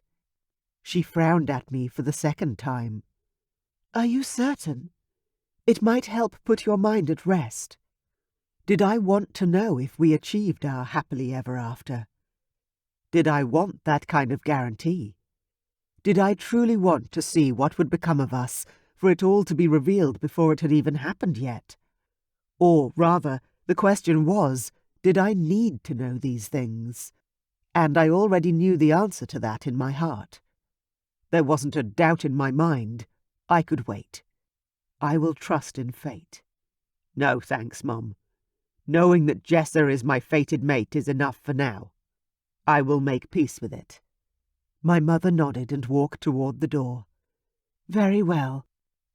But if you ever want to know more," she offered, leaving the invitation open-ended. "I'll ask," I promised with a smile of thanks. "All right. In that case, come down and join us all for some lunch when you're dressed," she said. "I'm sure your father is looking forward to speaking with you too." I sighed, not sure I was ready for that conversation just yet. But what choice did I have? The truth was, none. You couldn't pause life. This was happening, and I had to find a way to deal with it, one way or another. "Sure, Mum. Will do." They would all want to talk to me, I was sure. My dad had grown up without a father, and because of that, he always felt compelled to share his wisdom and lessons with my brother and me about everything. He wanted us to have the support he never had, and for that, I should be more grateful. I had family that genuinely cared, and were here to help me navigate these crazy and unfamiliar waters. She took her leave without further comment and shut the door. I walked to my wardrobe to choose my clothes for the day. At least one thing was for sure. I absolutely didn't want to date anyone else. I wanted my mate. I wanted Jessa. I yearned for her so intensely that it frightened me. And if she felt at all the same way, then we wouldn't last long apart. I glanced toward the window in silent contemplation. Perhaps I could fly out to see her today. Have a conversation with her about all this. An image of me sweeping Jessa into my arms and devouring her with my lips came to mind, and I shook my head, rejecting the idea instantly. No, my dragon would never be able to just see our mate, then walk away. Never. I couldn't do it. He was impossibly possessive. The pull to claim her would be far too strong to resist a second time.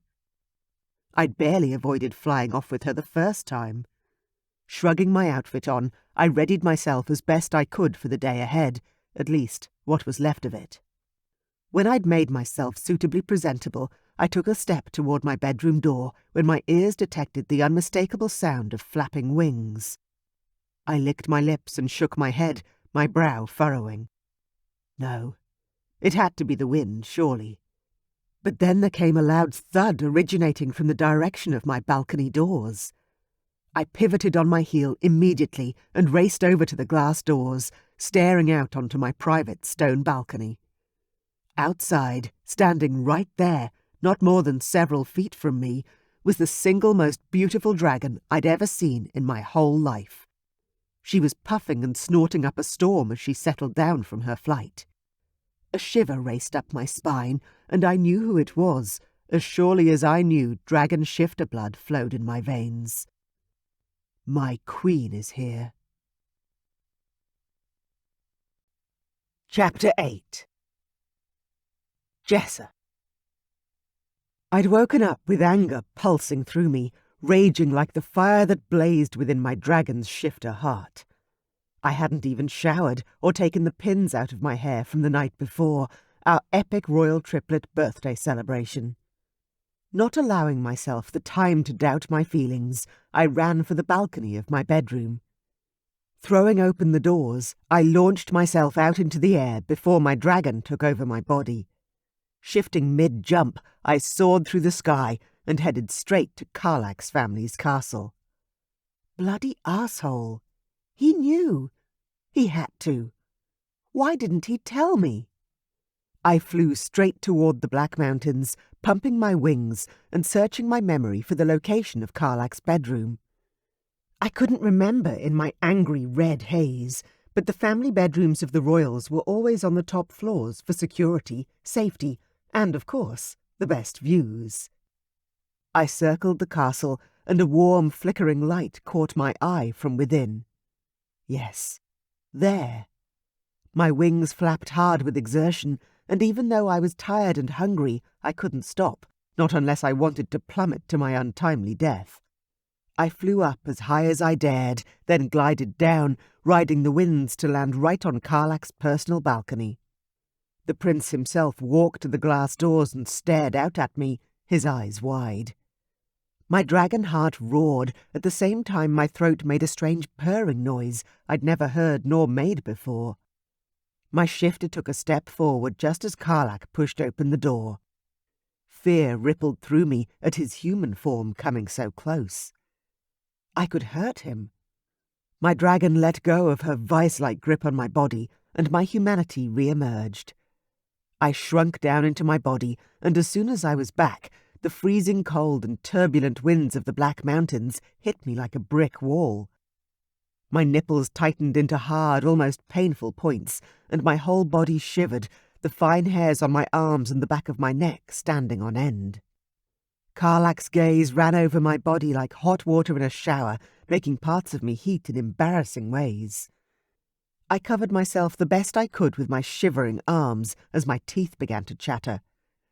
"Stop looking at me like that," I demanded. "Oh, I'm sorry." Carlak rushed back inside, grabbed a thick robe and brought it to me. I reached for the robe and turned my back to him, sliding my arms into the sleeves as fast as I was physically able. "You're not supposed to do that," I mumbled, mostly to myself. We'd been taught since a very young age that being naked before or after a shift was not embarrassing. It was entirely natural and necessary. Our bodies were strong and amazing, and out of respect, most other shifters averted their gazes or simply didn't look. Carlak, on the other hand, had been devouring my body like a man in heat, not a fellow polite dragon shifter. Once covered, I swung back around. Carlak was standing inside, holding the door open for me. I lifted my head and strode forward, stepping inside the room, and was immediately overwhelmed by the smell of Carlak. This was his bedroom, his domain, and every sense of mine was on heightened, immediate alert. The fireplace seemed like a safe place to retreat to, so I ambled over toward its welcoming flames, trying not to alert Carlak to the fact that my heart was pounding in my chest like a battle drum. "What are you doing here, Jessa?" he asked after a time. I twisted around and glared at him. "What were you doing out on the balcony, staring at me like you've never seen a girl before?" His eyes shifted in that moment, revealing his inner dragon, but he stayed calm and in control. "I apologize for the lapse in protocol. I was just surprised to see you. I'm sorry." "Surprised?" I snorted at him. "After last night? Seriously?" "What about last night?" he asked quietly. I crossed my arms over my chest defensively. "Don't pretend like you don't know." He raised an eyebrow at me. A single eyebrow. A skill that I was insanely envious that he could do, and I couldn't. I stamped my foot in indignation. "Don't you dare, Carlak!" I all but spat. He prowled closer, his eyes dark and dragon-like. "Dare what?" he whispered. "I'm doing my very best to remain calm here, Jessa. Do you have any idea how difficult that is?" With every word, he stepped closer. His scent clouded me, making me wish for things I'd never thought of before. I shook my head, hopelessly lost for words. "No, you don't, do you?" he whispered, only a few inches from me now. He wasn't touching me, but I could feel his breath, his warmth. And I ached for him to kiss me so badly. His gaze continued to scan my face, as though searching for an answer. "Why are you here, Jessa?" he repeated. I swallowed the lump in my throat, trying to force some of the morning's anger back into my words. "I was mad at you," I admitted. "I wanted to confront you." Carlak frowned and moved back a little, giving me air to breathe. "About what?" "About this." I gestured between us. "How long have you known?" He inhaled sharply, his throat flexing as he swallowed. "That you are my fated mate?" he asked. It was my turn to squeak in surprise. Yes." "I found out last night," he said, "when I saw you on the balcony." I narrowed my eyes at him, not convinced. "Your mom didn't tell you before now?" I pressed. "What would it matter if she had?" he said, turning and walking away. The space between us gave me back the ability to think more clearly again, but I still ached with every bone in my body for his kiss. It was frustrating to a maddening degree. Carlak, the young prince, and me. It makes no sense. "You could have told me. A little warning might have been nice," I said, clenching my jaw against the wave of anger that swept over me. "Oh, really?" he said, his tone bordering on bitter now. He paced the carpet by the foot of his bed. "And what would you have liked me to say exactly? Oh, Princess Jessa, I know that you don't like me, and that I've been the bane of your existence since you were 5 years old, but please, will you marry me?" My jaw dropped. Marry him? "I'm only 21, I squeaked. "I've never even kissed a guy, Carlak." He groaned, running a hand through his hair. "Damn, I find that such a turn-on." I stomped my foot again, a habit I really needed to kick, but now wasn't the time to hold back. "Don't say that. It's not fair." "Not fair," he repeated, then stalked over to me and took me in his arms, grabbing me around the waist so tightly I could scarcely breathe. I grabbed onto his shoulders for balance, and his heat poured over me, melting my knees and causing the place between my thighs to ache with an unfamiliar need. "Not fair is being 19, Jessa. 19, a virgin, and 2 years younger than the woman meant for me," he growled softly. "This wasn't how it was supposed to be. I wanted to be older, wiser, and more experienced." My nails dug into his arms as jealousy sank its claws into me. I had to tilt my head back so I could glare into his face. "Why? So you could fuck half the palace before settling down with a woman you've been saddled with?" "Saddled with?" he repeated. "What are you talking about?" I wanted to push him away, but my nails wouldn't comply and held him tight. "Me," I managed to whisper. "You have to marry me now, don't you? Even though you've never even liked me." I winced internally, hating the fact I sounded so weak and lost in this moment. "Jessa." Carlak sounded pained now. I ripped myself out of his grasp and turned my back on him. Damn it. This entire situation was worse than I first thought. I knew I didn't want to get married at 21, but the idea of getting married to someone who was only with me because fate, or some celestial force that we couldn't even see or divine, told him he had to, well, that was even worse. I didn't want any man stuck with me. "This was a mistake," I muttered. "I don't know what I was hoping to achieve by coming here, but it's obvious that neither of us wants to be in this situation. So Maybe we should just try staying away from each other. I moved to walk back to the balcony doors. Carlak came up behind me, his hands sliding around my waist and holding me tight. "What are you doing?" I asked, pushing at his grip but not getting anywhere. He set his lips close to my ear. "I want you, Jessa, so damn much that it's crazy.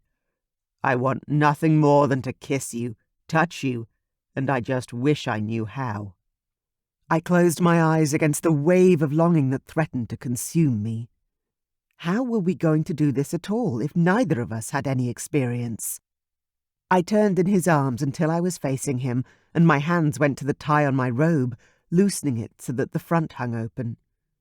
"I think you just touch me." His eyes blazed with the fire of his royal dragon. I whimpered as he slipped his hands inside the robe, his palms cool against my overheated skin and making me shiver. Unable to stop them, my hands reached for his face, and I cupped his jaw, rough with unshaven hair. He dropped his head just as I lifted my chin. His lips pressed against mine in a kiss that stole my legs from under me. I dropped like a dead weight, lost to his scent and touch. Carlak grabbed my bare ass in both his hands and hauled me tightly against his clothed body. I moaned as his tongue pressed into my mouth, and I opened my lips for him, wanting to feel everything. Wanting to know what this could be. I wound my arms around his neck and held on tightly. Carlak's hands kneaded my ass, then he lifted me up and walked me over to his bed. When he sat back on the mattress, I was straddled over his lap, leaving me open and vulnerable to his gaze. I didn't break the kiss, didn't want to. I was too embarrassed to see what we were doing, in truth, but loved the way it felt. It felt right. "Carlak," Anthony's voice called, sounding not too far away. Then there was a heavy knock on the door. "Mom told me to come get you." The door opened. I flew to my feet, wrapping the robe back around my body even as I stumbled. Carlak was faster, grabbing my elbow to steady me as the young prince, Anthony, entered the room. The words died on his lips as his gaze landed on us.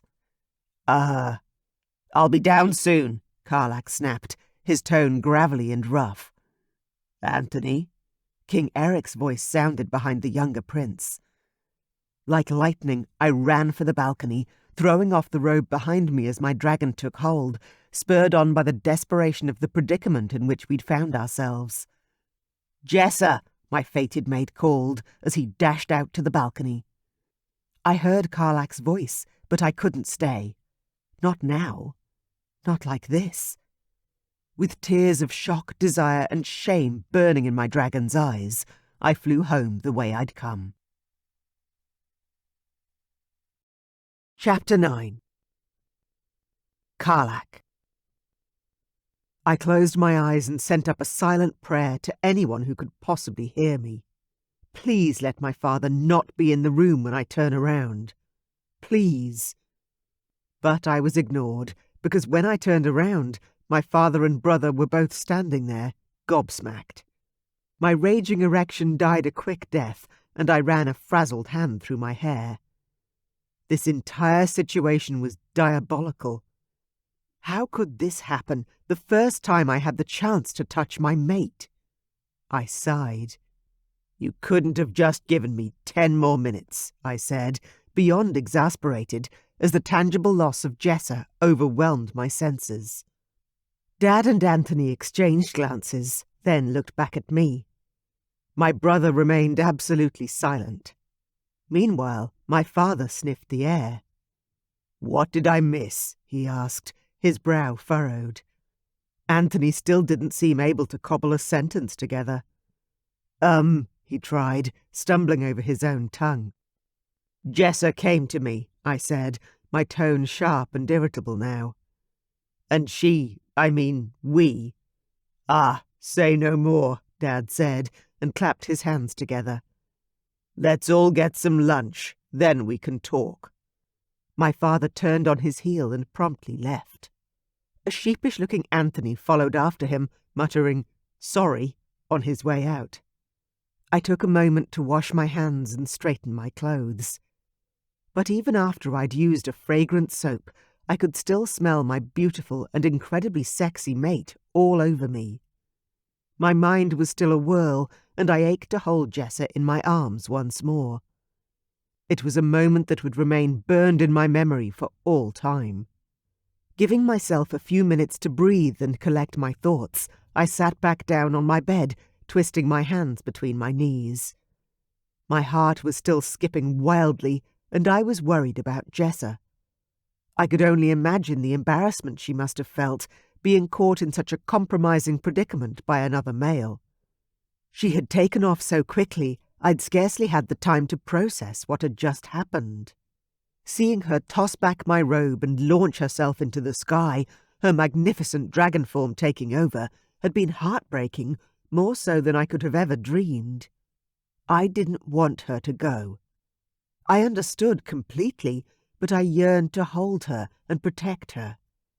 To soothe her discomfort and promise her, somehow, that everything would be all right. Now, I could only hope that her fiery spirit and the intimacy we had willingly shared with one another would assure her that we were truly meant to be together. I miss you, Jessa. When I finally pulled myself together and made my way to the dining room, lunch was already served, and the smell of a rich lamb stew reached my nose. My stomach lurched a little at the normally welcome aroma, but thanks to Mom's potion, I didn't vomit again. Instead, I managed to sit down and grabbed for a slice of the fresh bread on offer. Somehow, the warmth in my hand and the doughy scent seemed much more palatable post-hangover than the idea of consuming meat. "Why can I smell Jessa?" my mother suddenly asked, glancing about. I lifted my gaze to my mother's face, and her nose wrinkled in confusion. "Oh, God," I breathed.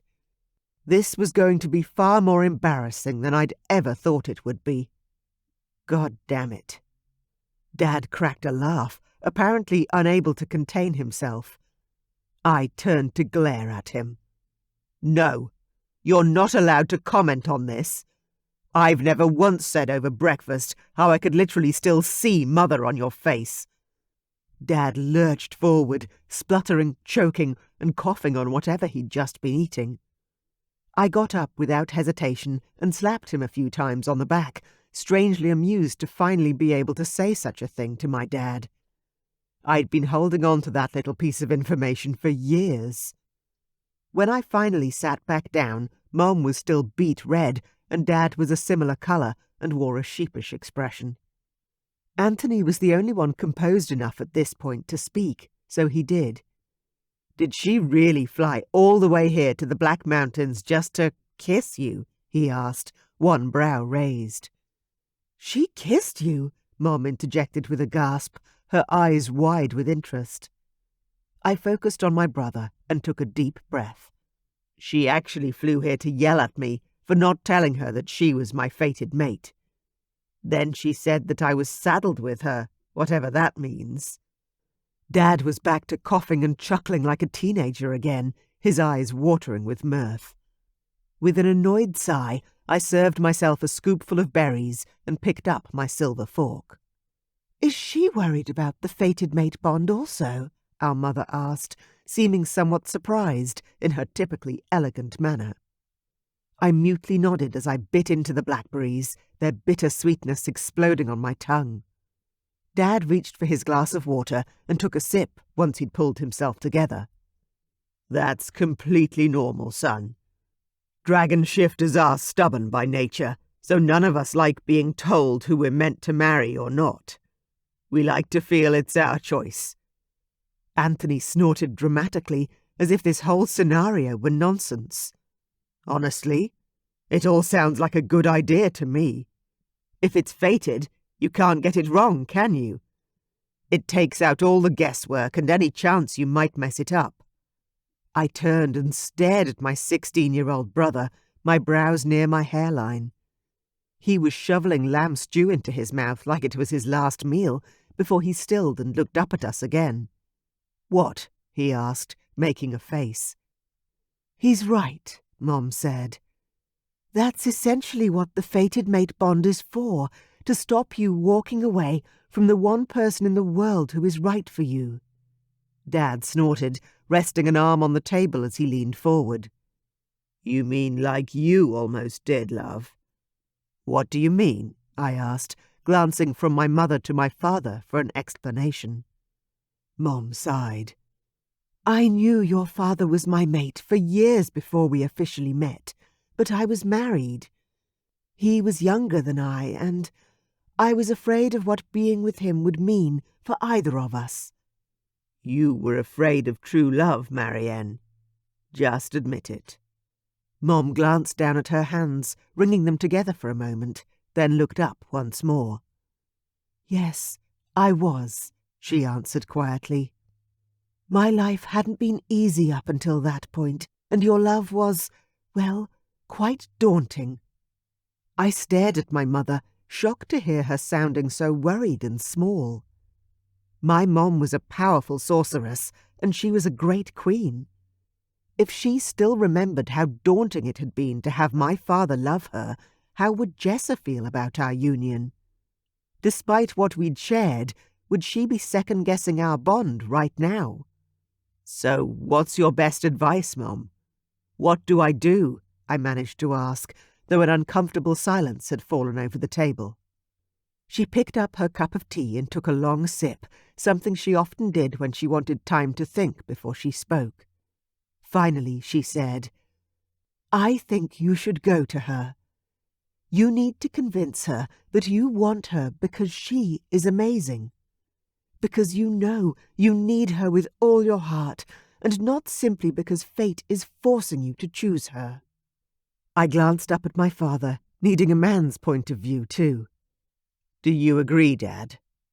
He nodded with a smile, reaching out to squeeze my mother's hand. Yes, I do. There is no greater gift in life than the love of a great woman, Carlak.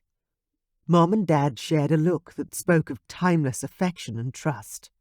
I glanced away, feeling strange for witnessing such a unique moment of tenderness between them. I filled my glass with water and picked it up. Thank you both. I think I'll go lay down again for a while. I stood up and pushed my chair back. Dad jumped to his feet also. Are you flying to Jessa's kingdom today, or do you think you'll wait a while longer? It was less than 2 weeks until my birthday, and I wasn't sure I could wait that long to feel her in my arms once more. But flying to her was a dangerous prospect. I wasn't sure how well I could control myself or my dragon once I got her within touching distance again. I'll think about it, I said, then turned to leave. I'll walk you to your room, Dad offered, marching ahead so I couldn't object. Anthony snorted out a laugh before returning to his lunch. I ignored him and walked out of the room with my father, not sure what he was going to say, but almost positive that whatever it was going to be cringeworthy. We walked side by side up the hall, a king and his heir. Dad stayed silent the whole way. I wasn't sure if he wanted to talk more about Mom or what was going on between Jessa and me. Maybe I'd crossed a line when I brought up that little tidbit of information from the past. I couldn't be sure. When we reached my bedroom, we stopped just outside my door. I reached out to push it open. Thanks, Dad, I said. He cleared his throat with a rough cough. Carlak, I know we haven't had many talks about women and marriage, but if you have any questions...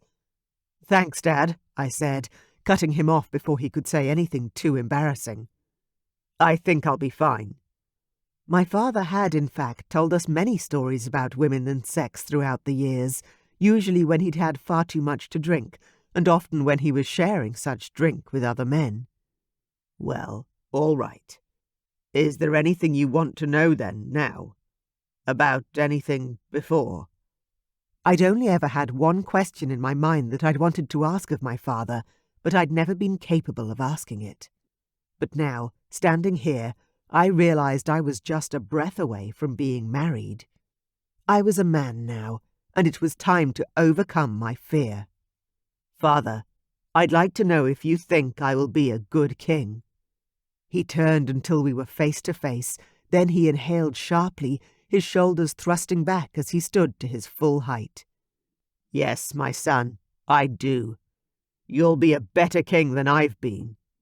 I shook my head and tried not to let him see the tears that welled instantly in my eyes. "That's impossible, father. You've brought this kingdom into the light, and your people love you. And you're a wonderful son and prince," he answered. "You'll have something I never had, parents that will stand by your side until our dying breath. You are the best of us, Carlak. You have my stubbornness and strength, and your mother's brilliance and courage. I'm very proud of you." My father opened his arms to me, a warm expression of pride on his face. I stepped into them, letting him embrace me as though I were a young child again. Then I was stepping back and away, feeling a new path stretch out before me. "Thank you, Dad." He nodded with a smile and lumbered away, back down the hall to join my mother. With my heart now full to bursting with pride and hope, I went into my bedroom and lay down to plan the future ahead. Chapter 10.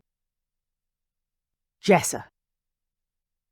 I'd bitten my nails down to the quick and my fingers stung, smarting with pain, but that didn't stop me from tearing at the skin a little more. Damn it. I was agitated, and it was maddening. How long will he make me wait? "Are you looking out that window again?" Vanya asked, walking up beside me with 2 steaming mugs. "I made you a hot chocolate, since you missed breakfast this morning," she said, offering one to me. I took the drink from her hand gratefully. "Thanks," I said, with a forced smile, then took a small sip, even though I wasn't very hungry. My appetite had almost become non-existent since the day I'd had to frantically leave Carlak's bedroom. We'd been caught in the act, exposed, embarrassed, and unsatisfied. There was no choice but to flee. "No problem," my twin sister said. Vanya and I stood side by side, staring out at the falling snow for several long minutes, just appreciating the icy beauty and serenity of the mystical world beyond. I was happy with the silence. The jumbled mess of words and emotions swirling around inside my head were just far too much to process right now. Feeling lost, I didn't even know where to begin. "Are you going to tell me what's wrong?" Vanya asked after a time, her voice soft. "I'm fine," I managed to say, then took another forced sip of the milky beverage. My head was achy, and my mood was pretty flat and largely melancholy. With a sigh, I sank down onto the window seat and tucked my legs up under my heavy winter skirt, determined to shift the conversation on my terms if I was going to be made to talk idly. "How are you?" I ventured. Vanya chuckled and shook her head in wry amusement. "Don't you dare lie to me, sister. You're not fine at all. You're worried sick about Carlak, aren't you?" I frowned at her as I nursed my hot cup, absorbing its warmth through my hands. "How do you know about him?" I asked, swallowing the fast-growing lump in my throat. "I heard Mum and Dad talking," she admitted. My lips quirked into the smallest semblance of an amused smile, and I took another sip of the rich chocolate drink before exhaling deeply. "You've always spied on them." Vanya shrugged. "Yeah? That was not my point, Jessa." She sat down on the window seat opposite me and pushed my leg to get me speaking again. "Why didn't you tell me that you'd found your fated mate already?" she probed. "That's insane."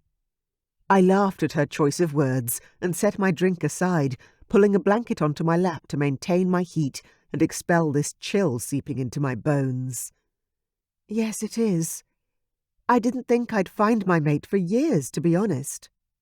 Vanya tilted her head as though in contemplation. "Well, if our mates are all members of the royal heirs, you'd think we would have known about them already. It's not like there's many of us." "You're right," I said, shocked that I hadn't thought about it myself. So you and Anselm didn't feel anything toward any of the eligible men or women that night? Vanya pursed her lips and shook her head. No, not at all. But then again, I don't know what it's supposed to feel like, so I could have missed it, perhaps. I laughed because I couldn't help it. Sorry. No, you wouldn't, or rather couldn't have missed it. I think it affects us less, but on male dragons, you definitely would have noticed. Trust me. They feel it intensely, and it's difficult for them to hide it. Vanya leaned forward with a spark of interest. Oh, that sounds intriguing. Tell me about it.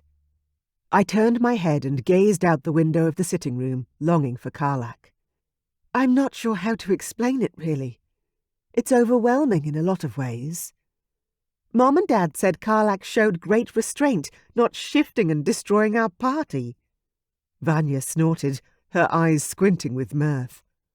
I glanced over at her. What's so funny? Oh, it's just that Dad confided that King Eric took out 2 windows in the great dining room the first time he laid eyes on Queen Marianne. He couldn't control himself at all. He shifted right then and there into his dragon, burst through the windows, and flew Marianne off home like some kind of precious trophy. I swallowed hard, my stomach lurching unexpectedly. Maybe Carlak is wrong about being my fated mate, then. He's never shifted in front of me.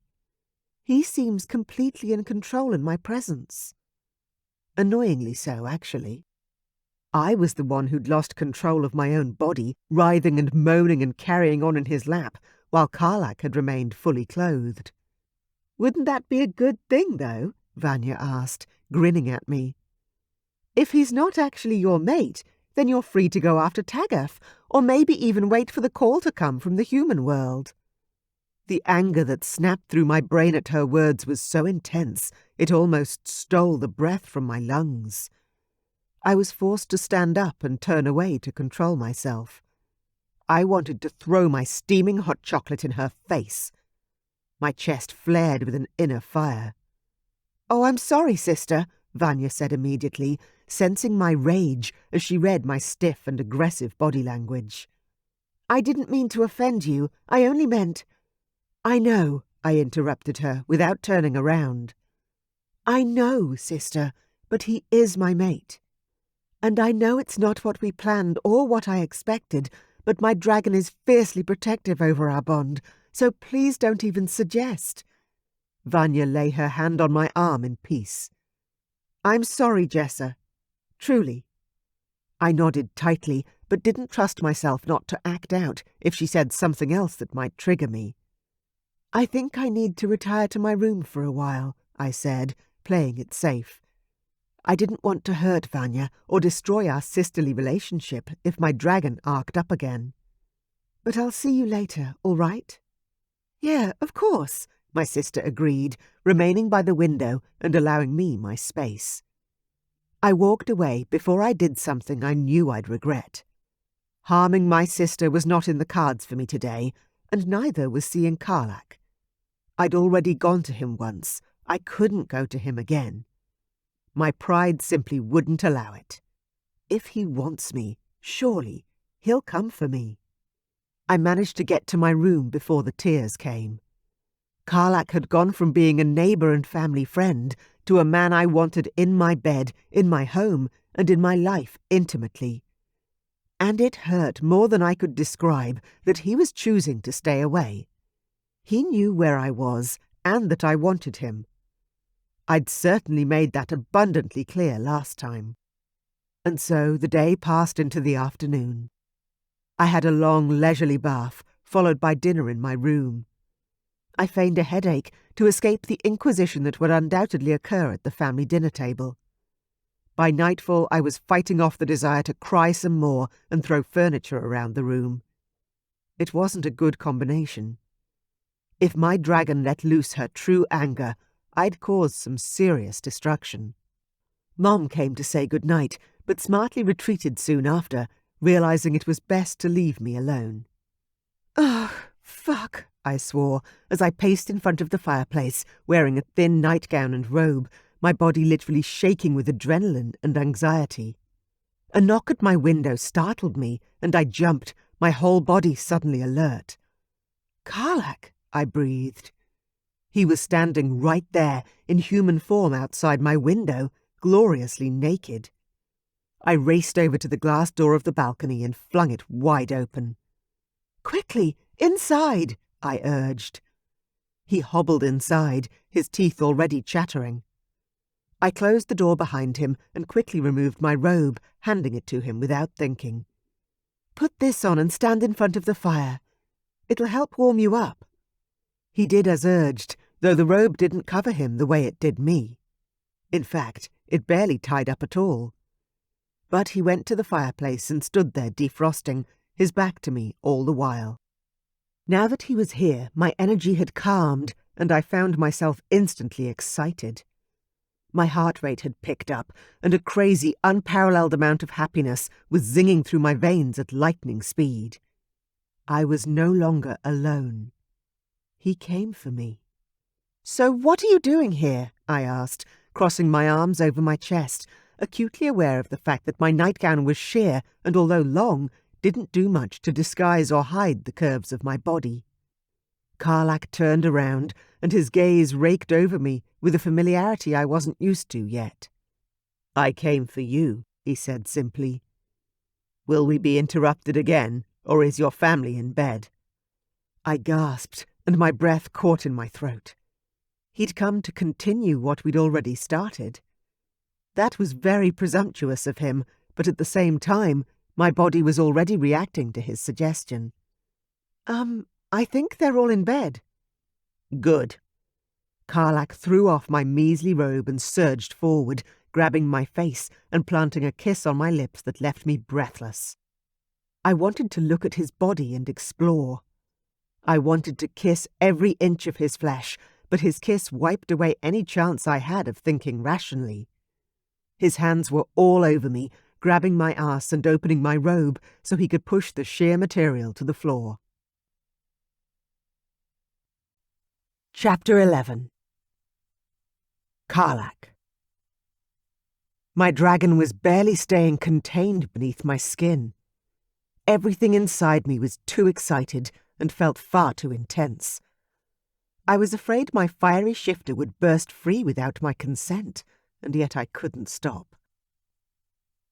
Jessa led me back to the huge bed, her fresh and beautiful body carrying with it the fragrance of the floral and fruity wash we'd used. I climbed beneath the covers, lying on my back like a lord of leisure. "Come." I encouraged her to lay her head on my chest, and I breathed in the heavenly scent of her hair. "I just can't believe how beautiful you are, Jessa." She giggled and pulled up the blankets before settling her hand on my chest. "Carlak?" I hummed, my eyes already sliding shut as fatigue spilled over me. "Do you really think we're meant to be together?" Her question surprised me, but I could feel her need to receive a proper answer. I kissed the top of her head and sighed. "Yes, I do. Making love to you just now it felt perfect. It was like finding the other half of my soul. Didn't you feel the same way?" It was a dangerous question to ask if she didn't in fact feel the same, but the words were out before I could recall them. "Yes, but," she said. "But what?" I asked, sleep's claws digging into my brain. My body had never felt so sated, and I hadn't been sleeping well at all since Jessa had flown away from me. "But don't you think this has all just happened too fast?" she whispered. "I mean, I just don't know." I stroked her back once more, loving the feel of her smooth skin against mine.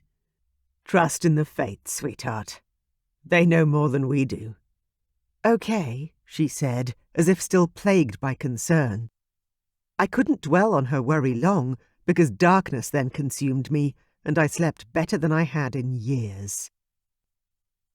When I awoke, I was on my back and the blankets had been flipped off. My skin was cold, except for where Jessa sat up next to me, softly touching my belly. "Good morning," I yawned, stretching my arms above my head. "Good morning," she repeated, grinning down at me. Afterward, Jessa lay down beside me, a proud and playful smile on her rosy lips. "You are amazing," I said, as I leaned over to kiss her. She eagerly kissed me back, her tongue dancing with mine. There was a knock at the door, then a female voice called out, "Jessa, is everything all right?" "Oh, shit!" Jessa gasped, jumping from the bed and racing for the door. She cracked it open and whispered to whoever was on the other side before shutting the door again and turning around to me. "That was just Vanya. Apparently, everyone's waiting on me for breakfast. Do you want to join us? Or—" I had no idea what I wanted, but sleep was on the very top of my priority list right now, as the fatigue following the amazing bliss Jessa had caused stole over me. Chapter 12. Jessa. Without further delay, I raced back to the bed and started grabbing weather-appropriate casual clothes from out of my drawers. Vanya warned me that Mom and Dad are going to come up if I don't go downstairs. I've kind of been sulking in my room this past week, and they're growing impatient with me. I wasn't dealing well with being separated from you, as it turns out. Carlak rolled off the bed and staggered toward the bathroom, unsteady on his feet. Give me 5 minutes, but I didn't bring any clothes," he said, with sudden realization. Shit. That was definitely going to be a problem. There was no way in hell my father was catching Carlak in his birthday suit. I racked my brain for a solution. "Oh, I could borrow some for you from Ansel, maybe," I suggested. "You're about the same size, I think. Or should he just go back to his castle? Unless you don't want to stay, because if you go out there now, Dad's going to pretty much demand that you marry me on the spot, and we're not really there yet, are we?" I quickly tugged on a pair of warm, fleece-lined black leggings and my favourite cosy purple sweater. Carlak didn't answer me, instead just walking straight into the bathroom. I could hear the distinct sound of water running as he began to clean himself up. Bloody parents had the worst timing. And it was supremely frustrating. I'd been looking forward to spending the day in bed with Carlak, just learning about his body and committing to memory all the things that made him squirm and cry out as I literally milked the pleasure from his body with my mouth, hands and body. My own insides were still throbbing with a dull ache from losing my virginity to Carlak last night, but already I wanted him again. And an ache of an entirely different nature arose. Watching him come like that in my bed had been so incredibly and torturously hot. I did that, and I was stupidly proud of my efforts. By the time I'd put my fluffy socks and comfortable house shoes on, Carlak had returned. He walked back into my bedroom, clean, refreshed, and slightly red from the warmth of the rushed shower. "I might just go," he said, his lips turned down in a regretful frown. "It's probably best your father doesn't toss me out of a window before I've had the chance to speak to him properly and formally about us being together. I want to be respectful about how we approach your parents with this." I ran at him with love in my heart, throwing myself into his waiting arms and hugging him tight with all my might. It felt so good to be with him. So right.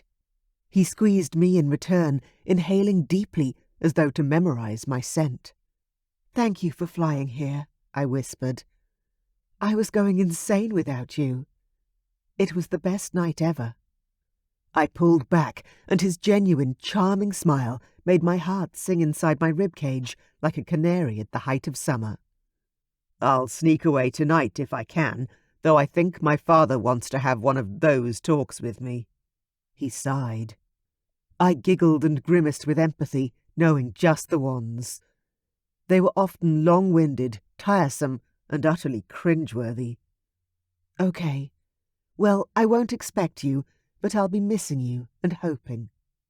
He grabbed my face with his hands and kissed me hard, then strolled away with the natural authority of a firstborn prince and over to the window in all his naked human glory.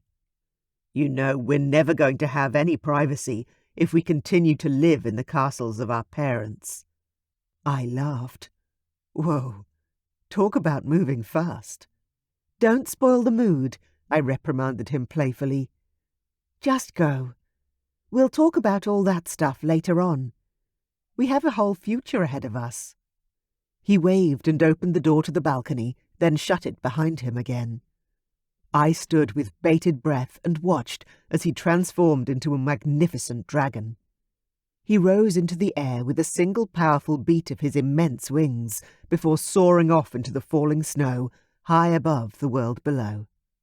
I shook myself physically, brushing the snowflakes from my outfit while trying not to squeal with the sheer excitement and happiness that threatened to spill over from inside me. The dining room wasn't far, but I hurried along the hall all the same and pushed my way into the grand room with a smile on my face. "Sorry I'm late," I said, with a happy sing-song tone to my voice as I apologized for my tardiness. The whole family was already sitting down, patiently waiting for me to begin the first meal of the day. I took my seat promptly and poured myself some fresh orange juice.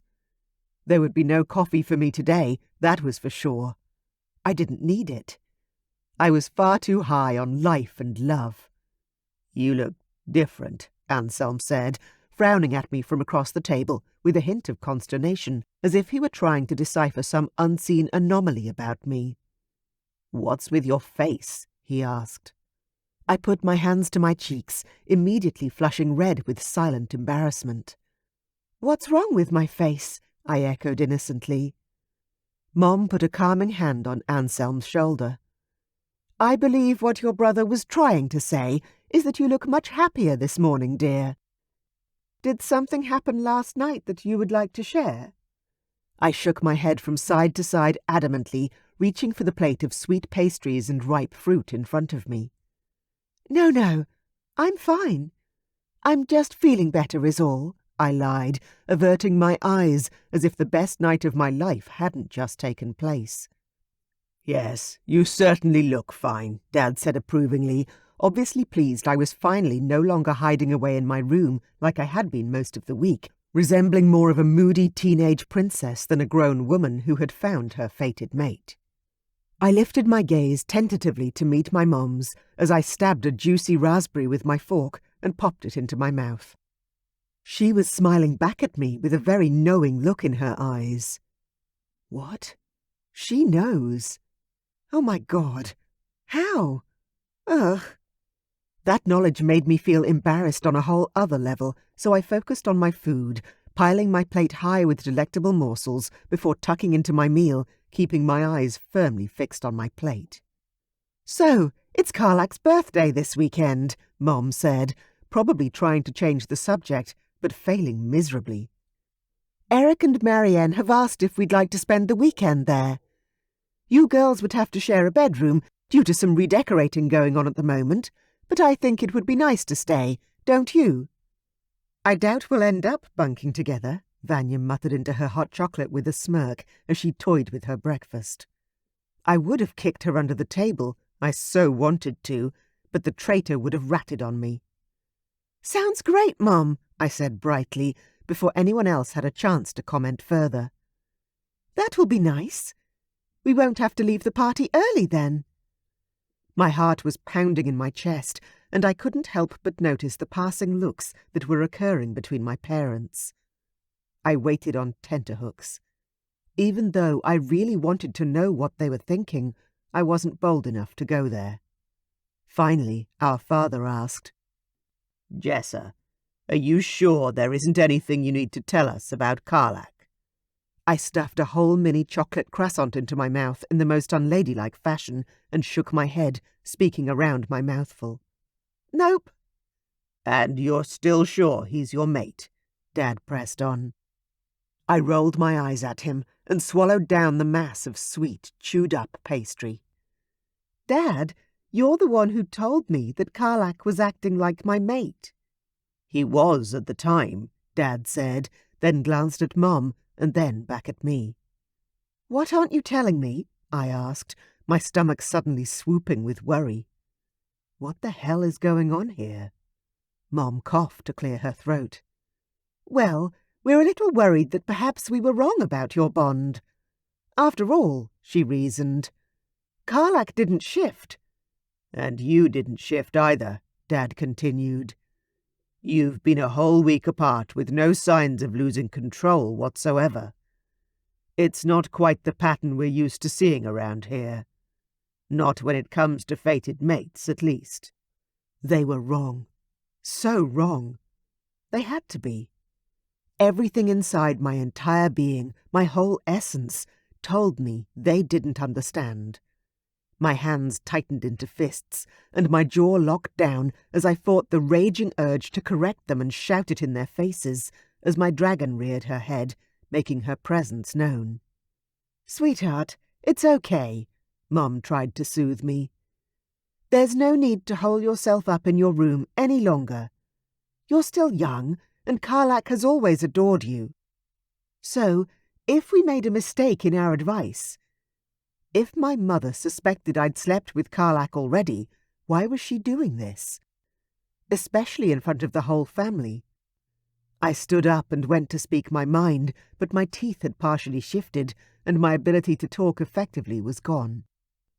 I whirled away and stormed back to my room in frustration and denial. Fucking idiots! How can they have no idea? Or is this some sort of joke? A game for them? Are they getting their jollies out of tormenting me? Part of me knew that if I told them the truth about Carlak coming to me and my bed last night, they might change their mind. Might being the operative word. They would still be right about the fact that he had never lost his control around me. Except for in bed, but maybe that was normal. I didn't know. It's not like I had a point of reference with which to compare. A seed of doubt began to sow itself deep inside my belly. What if Carlak wasn't my true, fated mate? What if he was just more like my first crush? A casual lover? Maybe this feeling was nothing more than coming-of-age hormones. Just because I'd lost my virginity to him didn't mean we were necessarily fated. I'd honestly never thought of that. But my parents were fated mates, as were Damon and Cass, and Marianne and Eric. Surely I have to have a fated mate, as does Carlak. Nothing else made any sense. It seemed to be the pattern with the royals. If we weren't each other's true mates, maybe those who were still out there somewhere, still waiting to be discovered. I shook my head and paced my bedroom, growling with consternation. I desperately wanted to fly, to race to my window and take flight high into the stunning winter sky to blow off some steam. But apart from the fact that my father would chase after me, out of fear for my safety more than anything else, I wasn't sure I was really up to it. And it would just invite further questioning. I sighed. I had a flaming headache from the stress and the ridiculous emotional roller coaster I'd been on for the past few days. And I had no idea what to do. So I ended up having a long, scorching hot shower before just crawling back into my lonely bed. Carlak would come tonight, even though he said he might not, wouldn't he? At least I hope so. I said I would hope. But he didn't. And I waited still. I left the balcony doors unlocked and woke every hour from a fretful slumber throughout the night, praying that I'd open my eyes to find him there. But he didn't show. I tried to console myself the next day that King Eric had probably sat Carlak down and talked at him until he'd fallen asleep in his chair, just like he suspected he might. But the seeds of doubt had now sprouted and taken a foothold within me like a creeping vine in spring, and I wasn't sure that I knew how to uncurl its sticky tendrils from around my morose and uncertain heart. Is love supposed to be this complicated? Chapter 13.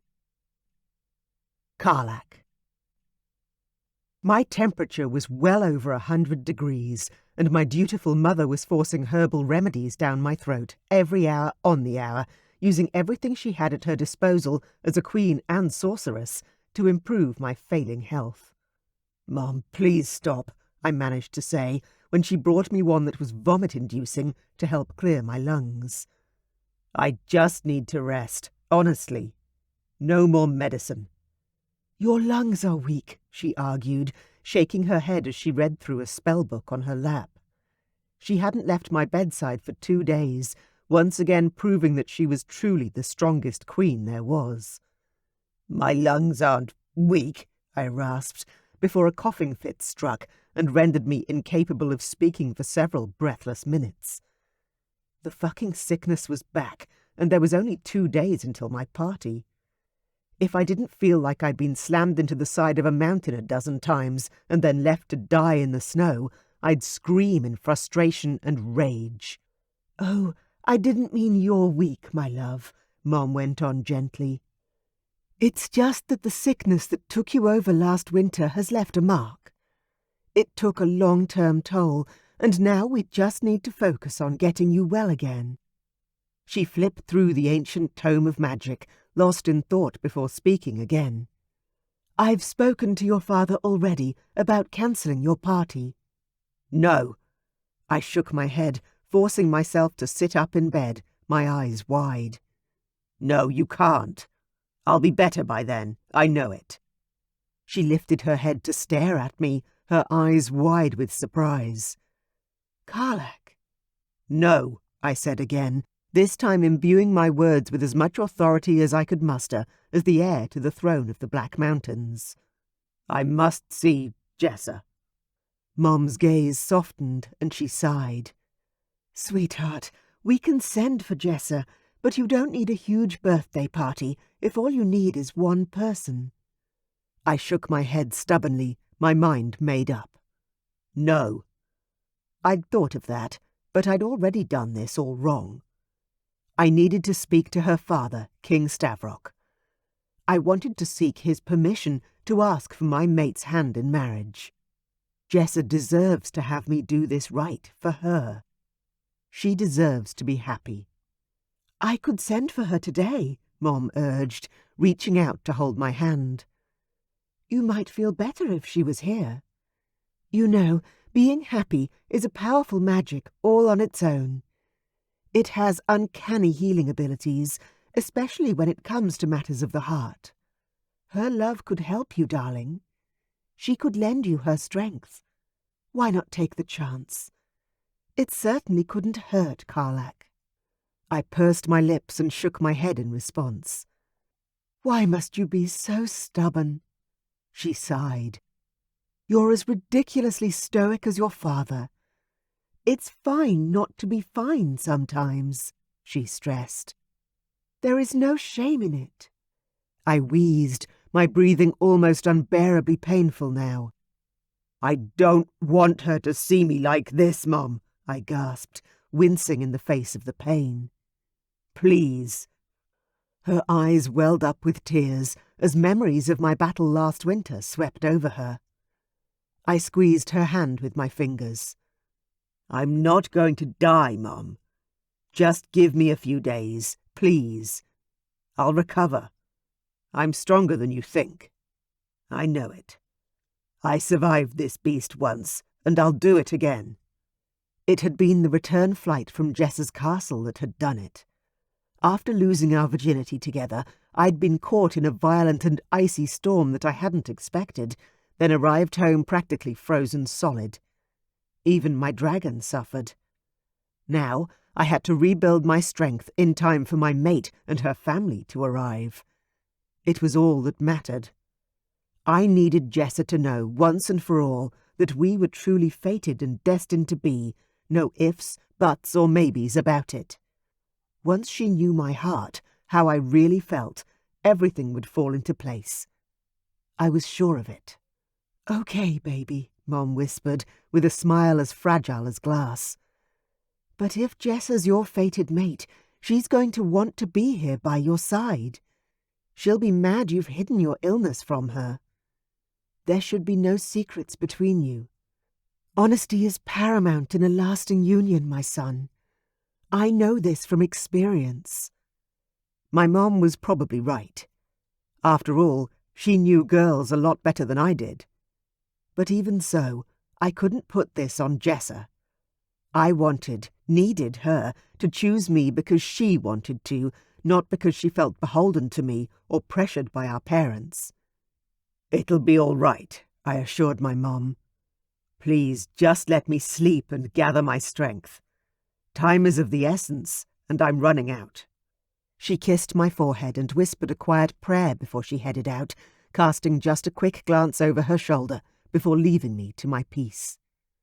I closed my eyes and settled into my princely bed, the heaviness of fatigue weighing down upon me like a tangible blanket of lead.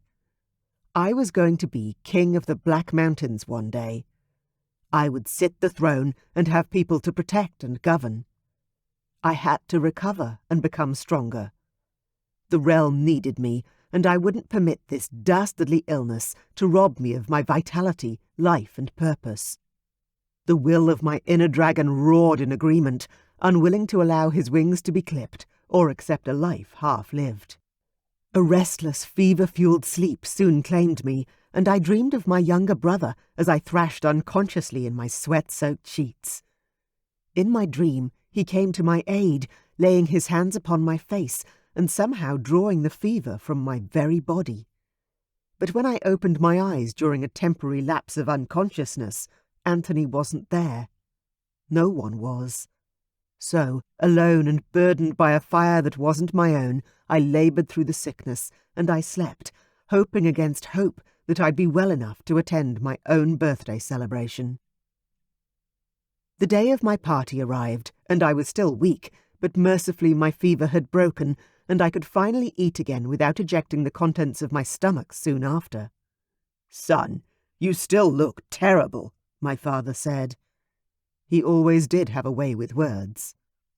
I rolled my eyes and shook my head at his lack of tact. "I'll be fine, Dad," I said, drinking the herbal soup I'd been served for lunch. "When do the royal families arrive?" I asked.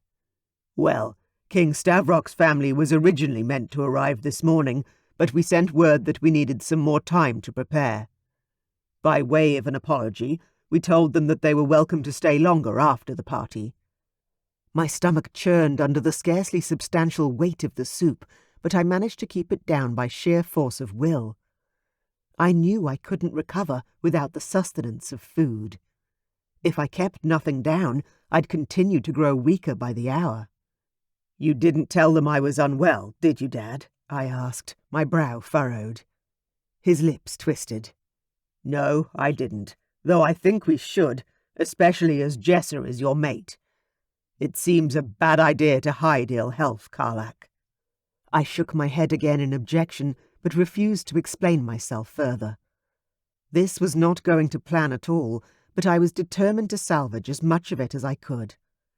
I can't let my fated mate down. I'd wanted to woo Jessa with a magical night, ask her father formally for her hand in marriage, and then propose in some dramatic, romantic way. Perhaps on a balcony beneath the stars, or out in the gardens among the roses. I wanted her to feel every bit as special as she was to me, but now all I could think about was what a raw deal she would be receiving. This sickness had almost ended me last year, and striking me down for a second time proved only that I was indeed much weaker than I'd thought, or than I'd hoped. I wasn't sure how I was even going to begin to explain this to Jessa. Why would she want me, the weak one, when she could have her choice of any other strong prince or mighty dragon shifter in the realm, and beyond?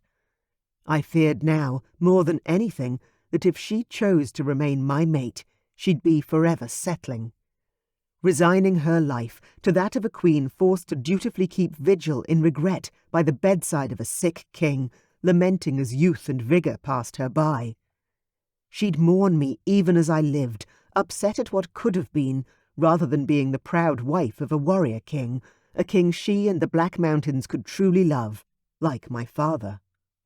With substantial effort I managed to shower, finding some relaxation and relief beneath the hot water. But then I was so exhausted I needed another sleep to fortify my strength for the evening. When the call eventually came to warn us that we had just an hour left until the party, I was thankfully feeling strong enough to dress myself and prepare for the celebration ahead. The pale, drawn face that stared back at me in the mirror with shadows under his eyes was a worry, but there wasn't anything I could do about it. Except Mother. I finished dressing in all my royal regalia befitting the occasion, and then went in search of my parents' room. If anyone could make me look more presentable for my big night, surely Mom could. But I was already too late. By the time I arrived at their bedroom, the luxuriously appointed chamber was empty. In the nearby distance, I could hear the sound of music rising from the ballroom as the musicians had begun to play, and there was a steady hum of voices that told me that people had indeed started to arrive. I took a slow, steadying breath and lifted my chin, claiming back some semblance of control over myself as best I could. My chest ached from coughing and wheezing for days on end, and I could still sense a fever brewing once more in the sweat of my brow. But I refused to let this sickness beat me. I was taking control of my life and my fate, no matter what it cost me. No matter how great the pain, or how sick I still felt, I was walking out there like the man I was supposed to be, the heir to the throne of the Black Mountains. I lifted my chin, straightened my suit jacket once more, and walked toward the party. They'd be waiting for me already, my family and our guests. It was time to celebrate being a man, and then I could take my next steps into the future, with Jessa still hopefully willing to remain at my side. I'd find a way to heal, one way or another, for her and the realm. A strong heir is what they deserved, and it's who I wanted to be. It's who I will be. Despite all my hope for the future and my dragon's yearning to see Jessa, the walk to the ballroom felt somehow more like the begrudging amble of a man climbing the stairs to greet an executioner as the noose awaited him.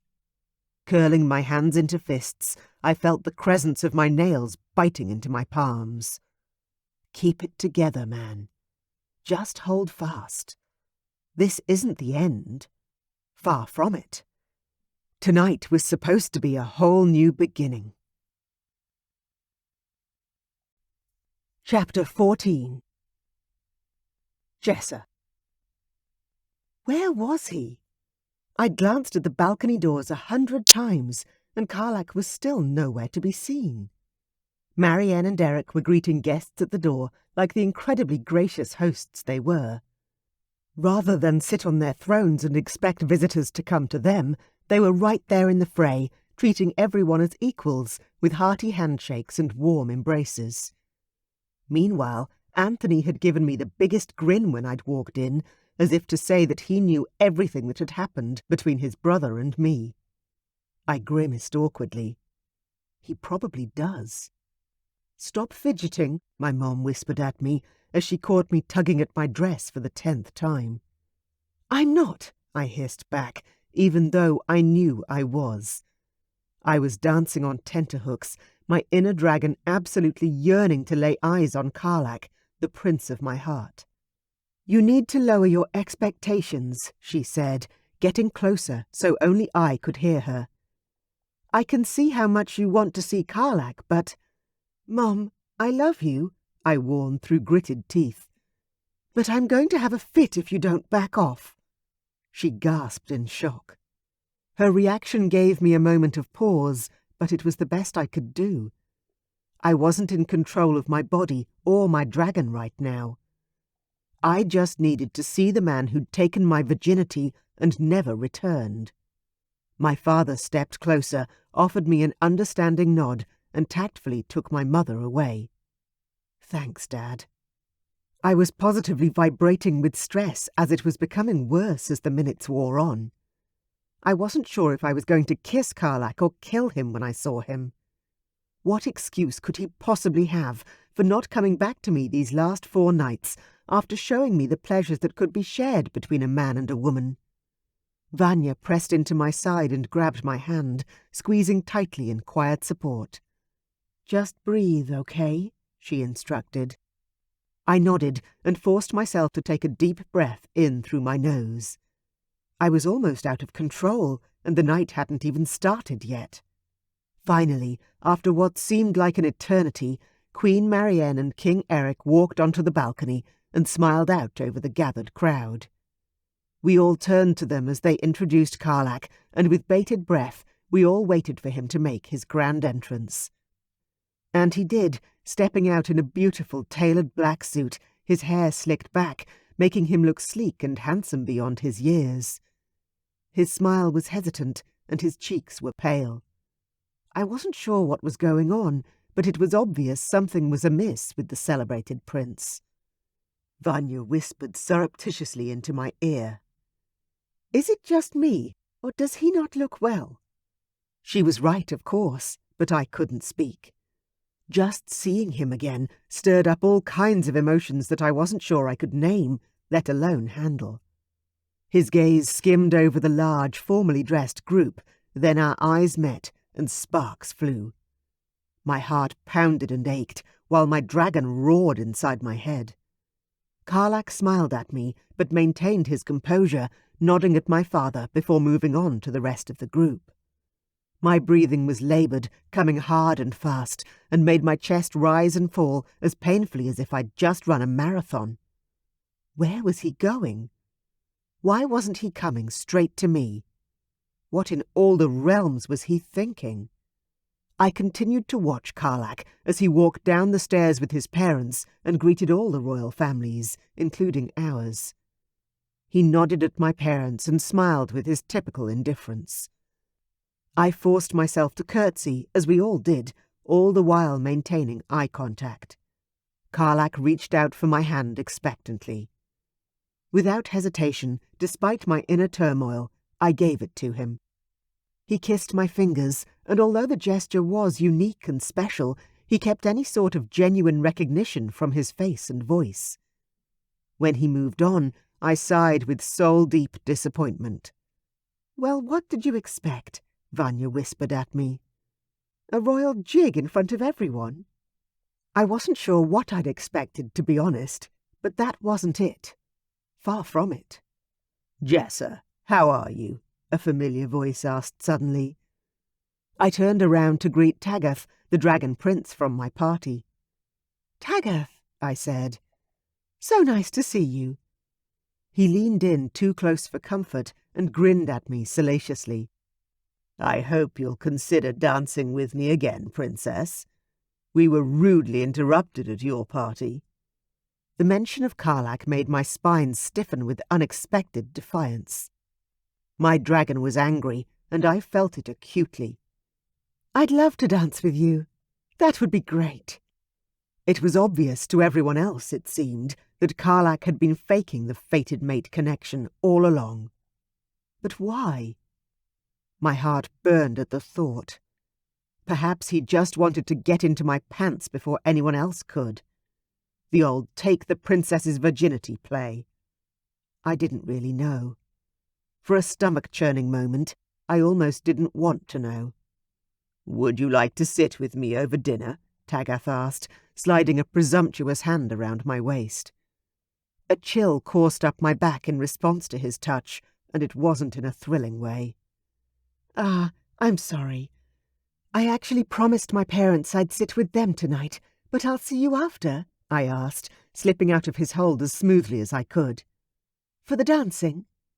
He nodded and moved on without complaint, obviously feeling rather confident tonight. Traditionally, most of our parties consisted of mingling and dinner, cake, speeches, then dancing and more drinking, and tonight was no different. I had to endure sitting beside my sister and watch as Carlak ignored me in favour of the huge party his parents had planned for him, and it grated on my every nerve. Dinner was delicious, but every bite was forced as I tried to engage in casual conversation and not let my need for Carlak overwhelm me.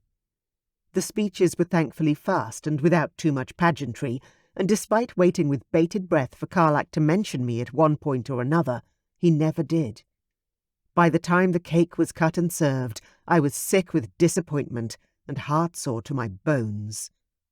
I was standing with my family, trying to enjoy a glass of champagne by the fireplace, when Carlak finally had the gall to approach us. "Good evening, everyone. Are you enjoying yourselves?" he asked. I turned to stare at him. His colour had improved as the night wore on. "Yes, we have, thank you," I managed to answer politely, taking another sip of my drink. Carlak nodded and turned to my dad. "King Stavrock, may I request a moment of your time?" "Tonight?" Dad said, sounding confused. Carlak nodded again. "Yes, please. It's important. We can just step out of the ballroom and into the hallway if you'd rather remain close." Dad sounded as confused as I felt as he agreed and left with Carlak. Hot tears filled my eyes, and I turned away from the ballroom to stare into the mesmerizing flames of the fireplace. Why was everything upside down and inside out? It didn't make any sense. The music stopped, and there was silence for a moment before a slow, deep bass began to pound, the rhythm filling the air. We were moving on to the dance portion of the night. Taggeth's hand on my bare shoulder made me shiver, but I managed to blink the tears away and turn around. "Hi," I said, licking my lips and burying my emotions. Taggeth grinned at me. Now that I looked closer, his teeth were extremely uneven, and I swallowed the grimace before it could reach my face. Why had I thought he was so perfect before? "Let's do it," he said, sliding his hand around my waist and pulling me onto the dance floor. The music was slow and sexy, but I wasn't feeling it. So as not to embarrass myself, I tried to keep with the beat, swinging my hips and tossing my hair around a little to fit in with the party vibe, but I just wanted to go home. Taggeth moved behind me and slid his hands around my waist, holding me tightly against him. "Damn, you're beautiful," he said. "And so sexy." I swallowed hard, trying not to flinch. His touch almost felt like poison. "Thanks," I managed. Taggeth was big, strong, dominant, and a lot older than me. It felt intimidating and gross. All the same, at an event like this, I felt it would be strange and awkward to try and tell him that I wanted him to take his hands off me. I smiled at the people around us, who were watching with interest. My sister smiled at me from the sidelines. I desperately wanted someone to intervene, but didn't know how to ask or signal her for help, not without seeming extremely rude or attracting the wrong kind of attention. Taggeth's lips pressed into the flesh of my neck. I cringed instinctively, twisted in his arms and pushed at his chest, trying to put some distance between us. "Don't do that," I said. "Why not?" he asked, in a slithery voice. "I can smell another man on you. It's obvious you aren't a virgin anymore." Another shudder of revulsion rippled through me at his words, and I choked down the urge to slap him in the face. His hands moved down to my ass, and he hauled me against his hard body. "I was considering asking you to marry me, but now I think you'd be better as a casual bedmate. What do you think, He dropped his head and came at me, his lips puckered in a putrid move. I turned my head away and tossed aside any notion of remaining polite. "No! Let go!" I pushed against his shoulder, but he didn't move. In desperation, I kicked him in the shin. What else could I do? He wasn't taking no for an answer. He staggered slightly as my hard shoe made contact with bone. "Fuck off!" I hissed, writhing to get away from him, pushing against his chest. Unwilling to let his quarry free so easily, he grabbed my forearm tightly. "What's wrong with you?" Taggeth asked, hobbling a little as he forcefully dragged me to the edge of the dance floor. "You can slut it up like a whore with some random cock, but you won't fuck me." I didn't get the chance to defend my honour because behind us everything changed. The music ground to a screeching halt, leaving the room filled with a strained silence, but not for long. Too soon there were shouts of fear coming from all directions. My dad yelled over the noise, his eyes wide with shock. "Jessa! Get out of the way!" Tagath gasped and stumbled back, finally releasing my wrist. I stumbled to the side, desperately grabbing onto my brother as he swooped in to catch me. "We've got to get out of here," Anselm said, his tone one that defied argument as he pulled me toward the stairs. "What's happened?" I asked in a panic, my heart pounding wildly in my chest. My gaze darted frantically around until it stopped on the dance floor, where Carlak had shifted into his enormous dragon and was slowly and menacingly stalking toward Tagath. "No! Stop! Wait!" I demanded of Anselm, managing to tug my arm out of his protective hold. My mate had come to save me, and for the first time, his dragon was no longer under his control. My soul sang, despite the chaos. He'd lost control, just like the other dragon shifters. He wasn't pretending or faking our bond at all. He is my fated mate. Chapter 15. Carlak. I was no longer in control of my body or my shifter, and I didn't fucking care. Tagath had just assaulted my mate. I'd seen his hands on her, felt her discomfort, and heard her cry out as he called her a whore. He deserves to die. I took another step forward, watching as the snake slithered back toward the fireplace, desperately pressing himself against the bricks in fear. People were screaming around me, but that didn't matter. Nothing mattered except avenging my mate's honor. I just had to make sure that the slimy bastard didn't get away. All too predictably, the older prince tried to run, too cowardly to face me. I opened my mouth and roared at him, unleashing my rage in a torrent of hot breath that all but threw him against the wall. My fire was building in my chest. I could feel the heat rising, its welcome blaze ready to burn. If Tagath tried to run again, I'd blast him without an ounce of remorse. My parents would forgive me for damaging the castle, I was sure. Killing a fellow royal, on the other hand, well, right now, it just didn't fucking matter. That scumbag had dared to lay a hand on my woman, and I was going to make him sorry he was ever born. "Carlak, stop!" King Stavrock shouted to the left of me. I ignored the man that was now small beside me. He was the largest king we had. A true giant of a man. Now he barely made it to my shoulder, and his words no longer meant the world to me. I'd already gotten what I'd asked for, his blessing to ask Jessa to be my queen. He'd expressed his worry that we weren't the fated mates that he initially believed. He genuinely thought that the superior control I demonstrated over my dragon was a sign that I wasn't truly fated to Jessa.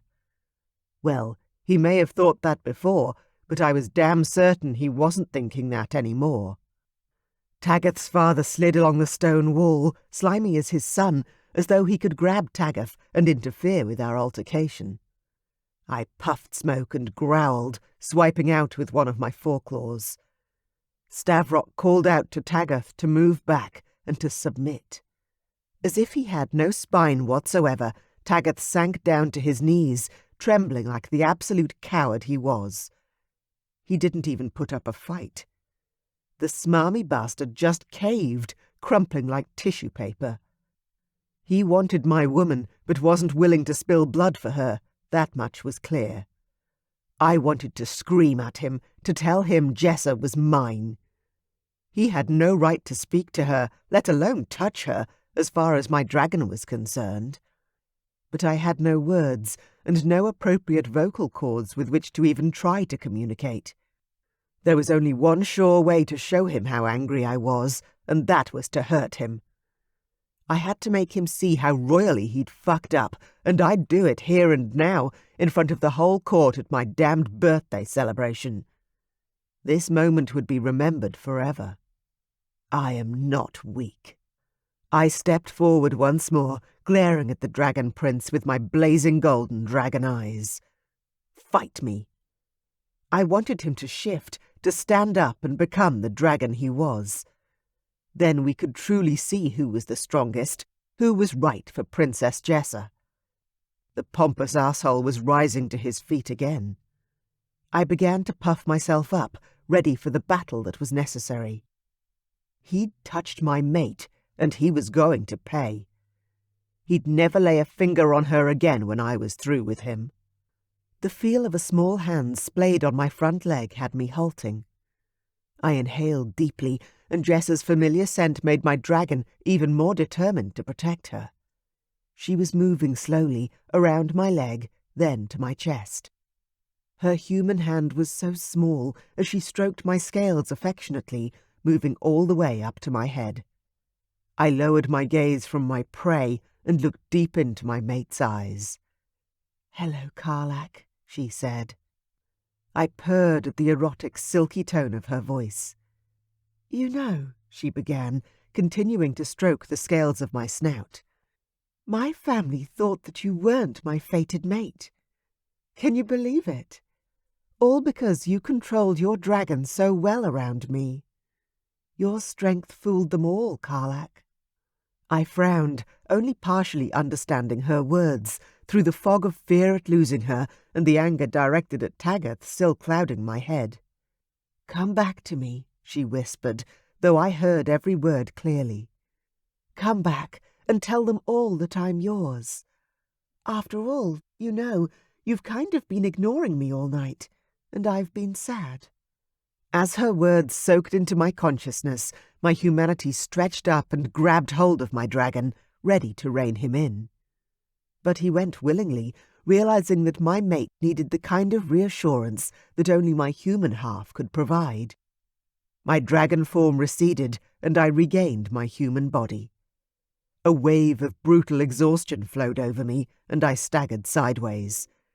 Shifting into my dragon had taken every last bit of my strength. I'd been running on pure adrenaline and rage, and now my tank was empty. Jessa rushed forward to wrap her arms around me. My mother came over a moment later with a robe, slipping it over my shoulders. Then she put the back of her hand to my forehead and tusked loudly.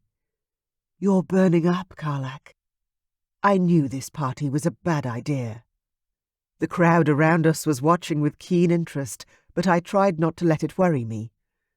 I'd spent my whole life concerned about what my subjects would one day think of me, what my family thought of me, and now it didn't matter. Tonight I was as naked as the day I'd entered this realm, and utterly exhausted. All I wanted was Jessa. "Jessa, I'm sorry," I whispered, struggling to speak with my dry mouth. "The prince needs water," she called out to the servants. I smiled at her. She knows me so well already. Jessa looked at my mother for clarification. "He's been ill again, hasn't he?" she asked, as her concerned gaze raked over me once more. My mother nodded, her tone grave. "I thought we were going to lose him." "Mom," I managed to gasp out, "I'm not going anywhere. I told you I was strong enough to survive this." Jessa's eyes filled instantly with tears. "I thought you didn't want me. I thought that was why you left and never came back. But you were sick all this time." I opened my mouth to respond, but movement from behind Jessa caught my eye. Taggart was on his feet and charging toward me. "You little runt," the prince spewed. "I'm going to kick your ass for that." Jessa's eyes flashed with anger as she spun around and swung at Taggart's face. The elder prince keeled over at the unexpected blow, hitting the floor with a resounding thud. My mate stood over him, her hands on her hips. "You stay away from him, and you stay away from me. And if you ever so much as lay a finger on me again, I'll make sure my father rips your arms off." "He won't be the only one vying for that honor," my dad said, coming up behind me to stand at my shoulder, his strength at my back. "I think it's high time you left, Taggart." The prince scowled with his bleeding lip, then scampered away, leaving the party in disgrace. He'll be lucky if he ever finds a bride now. The servants hurried over and brought me water to gulp down. I took the chalice from them gladly and drank the cold liquid, extinguishing the last of the fire burning in my throat. "Well, that was certainly unexpected," my father said, grinning down at me. King Stavrock laughed as he sidled up behind Jessa. "You know, I think Prince Carlak has a question for you, young lady." Jessa turned to face me, her heart in her beautiful blue eyes. I swallowed hard. It's now or never. I tied my robe so that I wouldn't give the rest of the gathered guests another glimpse at my naked body and walked over to Jessa. She was staring at me with tears spilling down her flushed cheeks. I had to tell her the truth now. I reached out and cupped her face. "Sweetheart, I didn't mean to make you sad. You're my everything. But I've been ill, very ill the past few days, and I couldn't visit. This sickness almost took me once, and I was determined to fight it and be as strong as I could be for you for tonight." She sniffed and looked down. "But tonight you ignored me." "No, beautiful. I just wanted to ask your father for permission to propose before I did. I wanted to do everything right. You deserve the most perfect life, and I want to give it to you, if you'll let me." Her gaze shot back up, then she let out a laugh and shook her head. "Well, you didn't do everything right. You should have just cancelled your party and invited my family over here so that I could sit with you while you were sick. We would have come without delay." I lifted my chin, pride burning a hot hole in my chest. "I didn't want you to think I was weak, or to have your father refuse me, because I'm not strong enough to be your husband." Jessa glanced over her shoulder at my dad, then back to me, her gaze softening. "Carlak, you're my mate. It doesn't matter what anyone else thinks or does. I only care about you." I stepped closer, cupping her beloved face again in both hands.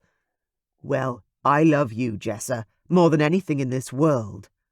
And I know we're young, but—" "Yes," she whispered, not even letting me finish the question.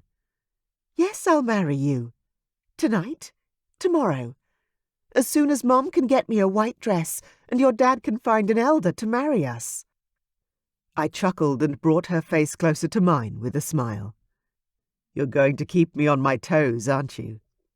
Jessa slid her hands around my waist and brought our bodies together. "Of course I will, for the rest of our lives." As the bliss of the scene washed over me, my brain decided that it was an opportune moment to throw everything at me all at once, all the things I'd done wrong. "Oh, God! I should have kneeled, shouldn't I?" I blanched. My proposal was so far from perfect, it wasn't even funny. Jessa laughed, her voice like music to my ears. "Carlak, just kiss me," she said. "But—" "No buts," she countered defiantly, a huge grin splitting her face. "No more worrying about everything. You have officially had the most dramatic birthday party ever. You turned into a dragon, almost attacked another prince, and ended up naked in the middle of the ballroom. And after all that, I still think you're perfect." I stared at her with so much love flowing through me, I just had to say it again. "I love you so much, Jessa." "And I love you too, Prince of my heart," she said. "Now kiss me." I dropped my head and pressed my lips to hers, deciding not for the first time that she was right, and the time for words was well and truly over. Lost in the bliss of our kiss, my dragon roared with more strength and joy than I could ever remember experiencing before. My dragon had found his mate, and I'd found my queen. I was, without doubt, the luckiest man in the whole damn world. Chapter 16. Jessa. Our families embraced us, and there were hearty congratulations all around. The party quickly shifted into overdrive as the music was struck up once more. The servants raced around filling everyone's drinks and replacing food trays, and our immediate families retired to the library. Carlak was hot to the touch and growing paler by the minute. "Let's all sit," Queen Marianne suggested to my parents, who'd taken over the love seat, while my siblings stood warming themselves by the fire. Anthony was hanging around the door, but was at least in the library with us, and Marianne and Eric were standing by the large desk. King Eric went over to the whiskey station and began pouring drinks. "Shall we toast to the happy couple?" he asked. "Yes, definitely," Dad said, standing up to receive the glasses for him and Mom. "Hang on 1 minute," Anthony said, and ducked out the room as swift as lightning. I glanced up at King Eric with a questioning look. He merely shrugged. "Give him a minute. That boy has good ideas as a general rule." And he was right. A moment later, Anthony came back with a servant in tow, carrying a bottle of champagne and some soda. "Oh, perfect," I said, grabbing a flute of champagne for myself and our mothers. As soon as everyone had a drink, I stood up beside Carlak, holding his hand tightly, excitement making my stomach clench. This is it. "Well," King Eric began, "I have to admit that Marianne and I had hoped that our families would one day be united, and it seems that our dream has come to fruition." Marianne beamed, her smile bright. "It was meant to be." Dad lifted his whiskey. "We are delighted that Jessa has found her mate in Carlak, the man she truly wanted," he said. "To Carlak and Jessa, may they know a great and enduring love." "To Carlak and Jessa," everyone in the room echoed, clinking their glasses with one another in celebration of our union. I made sure to touch my glass with everyone in the room, then turned to give Carlak the biggest kiss. I didn't care that it was in front of everyone. I was just so happy I could burst. Carlak was smiling, but his once pale skin was now turning ash-grey. I took a sip of my champagne, then placed my glass down on the coffee table, my instincts to protect my mate already rising. "I think Carlak needs to lie down. Is it okay if we head to bed?" I glanced at Eric and Marianne, my future father and mother-in-law, trying not to let the hot blush in my cheeks steal away my courage. I couldn't even look at my parents, but Carlak and I were engaged now. Surely they wouldn't stop us. Eric glanced at my dad as though asking his permission on the situation. I finally sighed and looked at my parents. "Seriously? He's barely standing. We're not going to be doing anything. I just want to be with him." Carlak huffed out a laugh with what little strength he had in reserve. "I'm sorry to admit it, but she is right. If I don't lie down soon, I'm afraid I'm going to keel over, and I'd rather not do that with an audience after the evening's events." King Eric stepped forward. "I'll walk them to his bedroom. No one will dare bother the newly engaged couple if I'm escorting them." I thanked Queen Marianne, kissed my siblings, and hugged my parents, my heart overflowing with emotion. "See you all for breakfast?" I asked, still a little embarrassed, but so happy I could almost fly without wings. "Yes, we'll see you then, sweetheart," Mom said, smiling at me warmly. Vanya wasn't smiling. In fact, I could feel her sadness, as though it were a tangible physical presence in the room. I glanced her way, my heart in my throat. She just raised her arm and gave me a small, seemingly sullen wave. "See you tomorrow," she said. Anselm seemed a little happier, but he wasn't smiling either. And that's when it hit me, like a blazing ball of fire to the face. The triplets were finally being split up, and much sooner than any of us thought we would be. Without reservation, I launched myself at my siblings, one arm around my sister and the other around my brother. "I love you both. So much," I breathed, choking back a sob. Vanya gripped me tightly. Even Anselm brought his head down and pressed his forehead to mine in a rare show of affection. We stood that way for several long moments before the silence around us became awkward and I pulled gently away. "I'll see you both at breakfast," I promised. Vanya nodded, wiping the tears from her cheeks as she smiled. "See you then." Anselm gave me a wink and a smile too. With the fire of my heart merrily burning away inside me like a candle in the dark, I went to Carlak and gripped his hand with pride, ready to lend him my strength and guide him whenever he needed. This is the next stage of my life. The girl is gone, and the woman has taken her place. He smiled at me and squeezed my hand in return, his skin clammy. Together we walked to the door. King Eric strode forth and opened it for us. I turned around and grinned, waving at my family one more time before stepping out of the library and into the hall beyond. Carlak slumped against me the moment we were out. His dad swooped in close and put an arm around his waist. "Come along, let's get you to bed, son." I dutifully held Carlak's hand while King Eric helped him up the 2 floors to his bedroom. Once inside, Carlak practically collapsed into bed, his brow dotted with sweat. "Oh, damn, I think I may have pushed it a little too far tonight," he said. King Eric chuckled. "You think? What in God's name gives you that idea?" He ruffled Carlak's hair affectionately and said quietly, "I'm so proud of you." Then he smiled gently at me and left us alone. I stared after him for a time, realizing that I'd always seen King Eric as the rough and tough king. I'd never seen him show such softness or kindness to anyone.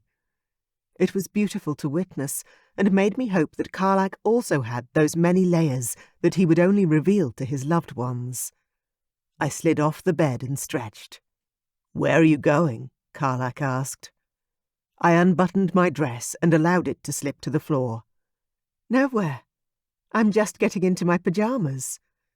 And by that, of course, I meant I was getting naked. When I was in my birthday suit, I slid under the covers with him and snuggled up.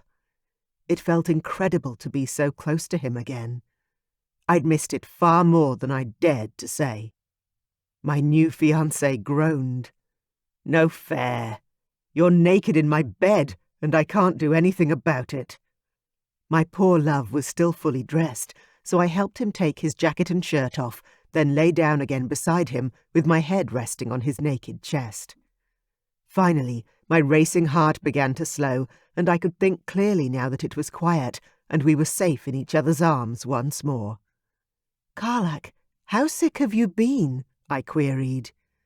"Your mom said she thought they might lose you." He sighed and ran a fatigued hand through my hair. "You know that sickness I had last year?" I nodded against his chest, recalling the memories. "My mum said you almost died." "Yeah, well, it was very similar, but I refused to let it beat me. I had you to fight for this time. But I am sorry I didn't tell you. I shouldn't have done that. I was so worried about how weak I'd appear that I didn't think about how you would worry for me." I nodded and tried hard not to cry. "I thought you didn't want me anymore. You said you'd try to come back if you could, and then you didn't. And then I didn't hear from you at all for days." He kissed my hair by way of an apology. "I'm sorry, sweetheart." His tone earnest and heartfelt. I nodded against his chest, then lifted my face for a kiss. "You're not allowed to do that to me ever again, though, got it? No hiding stuff from me." He pressed his lips together in a thin line, then nodded. I settled my head back down on his chest. I knew he was proud and that he wanted to do the right thing, always. But he had to keep me in the loop, or I'd wallop him the same way I did Taggart. His stubborn ass wouldn't even see it coming. "Jessa?" Carlak asked. Sleep was just reaching its alluring hand up and began tugging me into the sweet promise of darkness and slumber.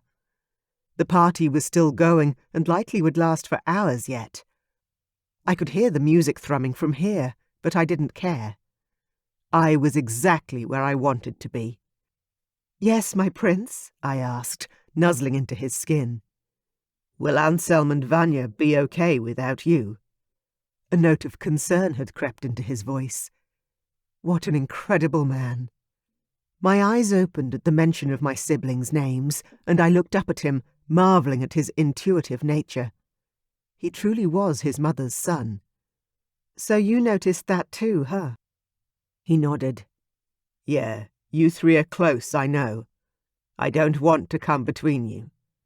I settled again, not wanting to focus on what I was losing, but instead focus on what I was gaining. We are and we always will be close, I assured him. But now I have you as well. And it wasn't like we couldn't spend time at my parents' palace. We had 2 castles between us now, and I didn't see any reason why we couldn't simply live between them, at least to begin with. Who knew where our wedded life would take us? It boggled the mind to even think about. But now wasn't the time to talk about all of that. The future could wait until the future. In this moment, all I wanted was to just lie here and rejoice in the fact that Carlak was alive, healing, and had asked me to marry him. We're going to be together forever. My heart felt truly content. Before we lost ourselves to sleep, I got up and turned the final lamp off and rolled onto my side, getting comfortable on the impossibly soft mattress as I breathed in my mate's familiar scent. Carlak moved in behind me, a hand gripping my hip in a possessive caress, as if he feared he might awaken to find me gone in the morning. Every curvaceous inch of me radiated bliss. I loved feeling so protected, wanted and treasured. It was a feeling I never wanted to lose. "Thank you for loving me," I whispered into the darkness as my eyelids grew heavy and my lashes fluttered closed like butterflies resting daintily on my cheeks. His chuckle was soft but incredibly sexy. "Thank you for saying you'll be my wife, Jessa. You've made me the happiest man in the realm tonight, my beautiful future queen." I smiled wistfully and willingly allowed sleep to whisk me away into the land of dreams. Safely wrapped up in my love's arms, the sound of Carlak's rhythmic dragon heartbeat and his steady breathing lulled me into the sweetest and most joyous of dreams. Dreams of eternal love, endless skies, and forever spent by my fated mate's side. I'd attained everything I'd ever wanted and couldn't wait to start our lives together as husband and wife, the future king and queen of the Black Mountains. I'm truly the luckiest woman in the world.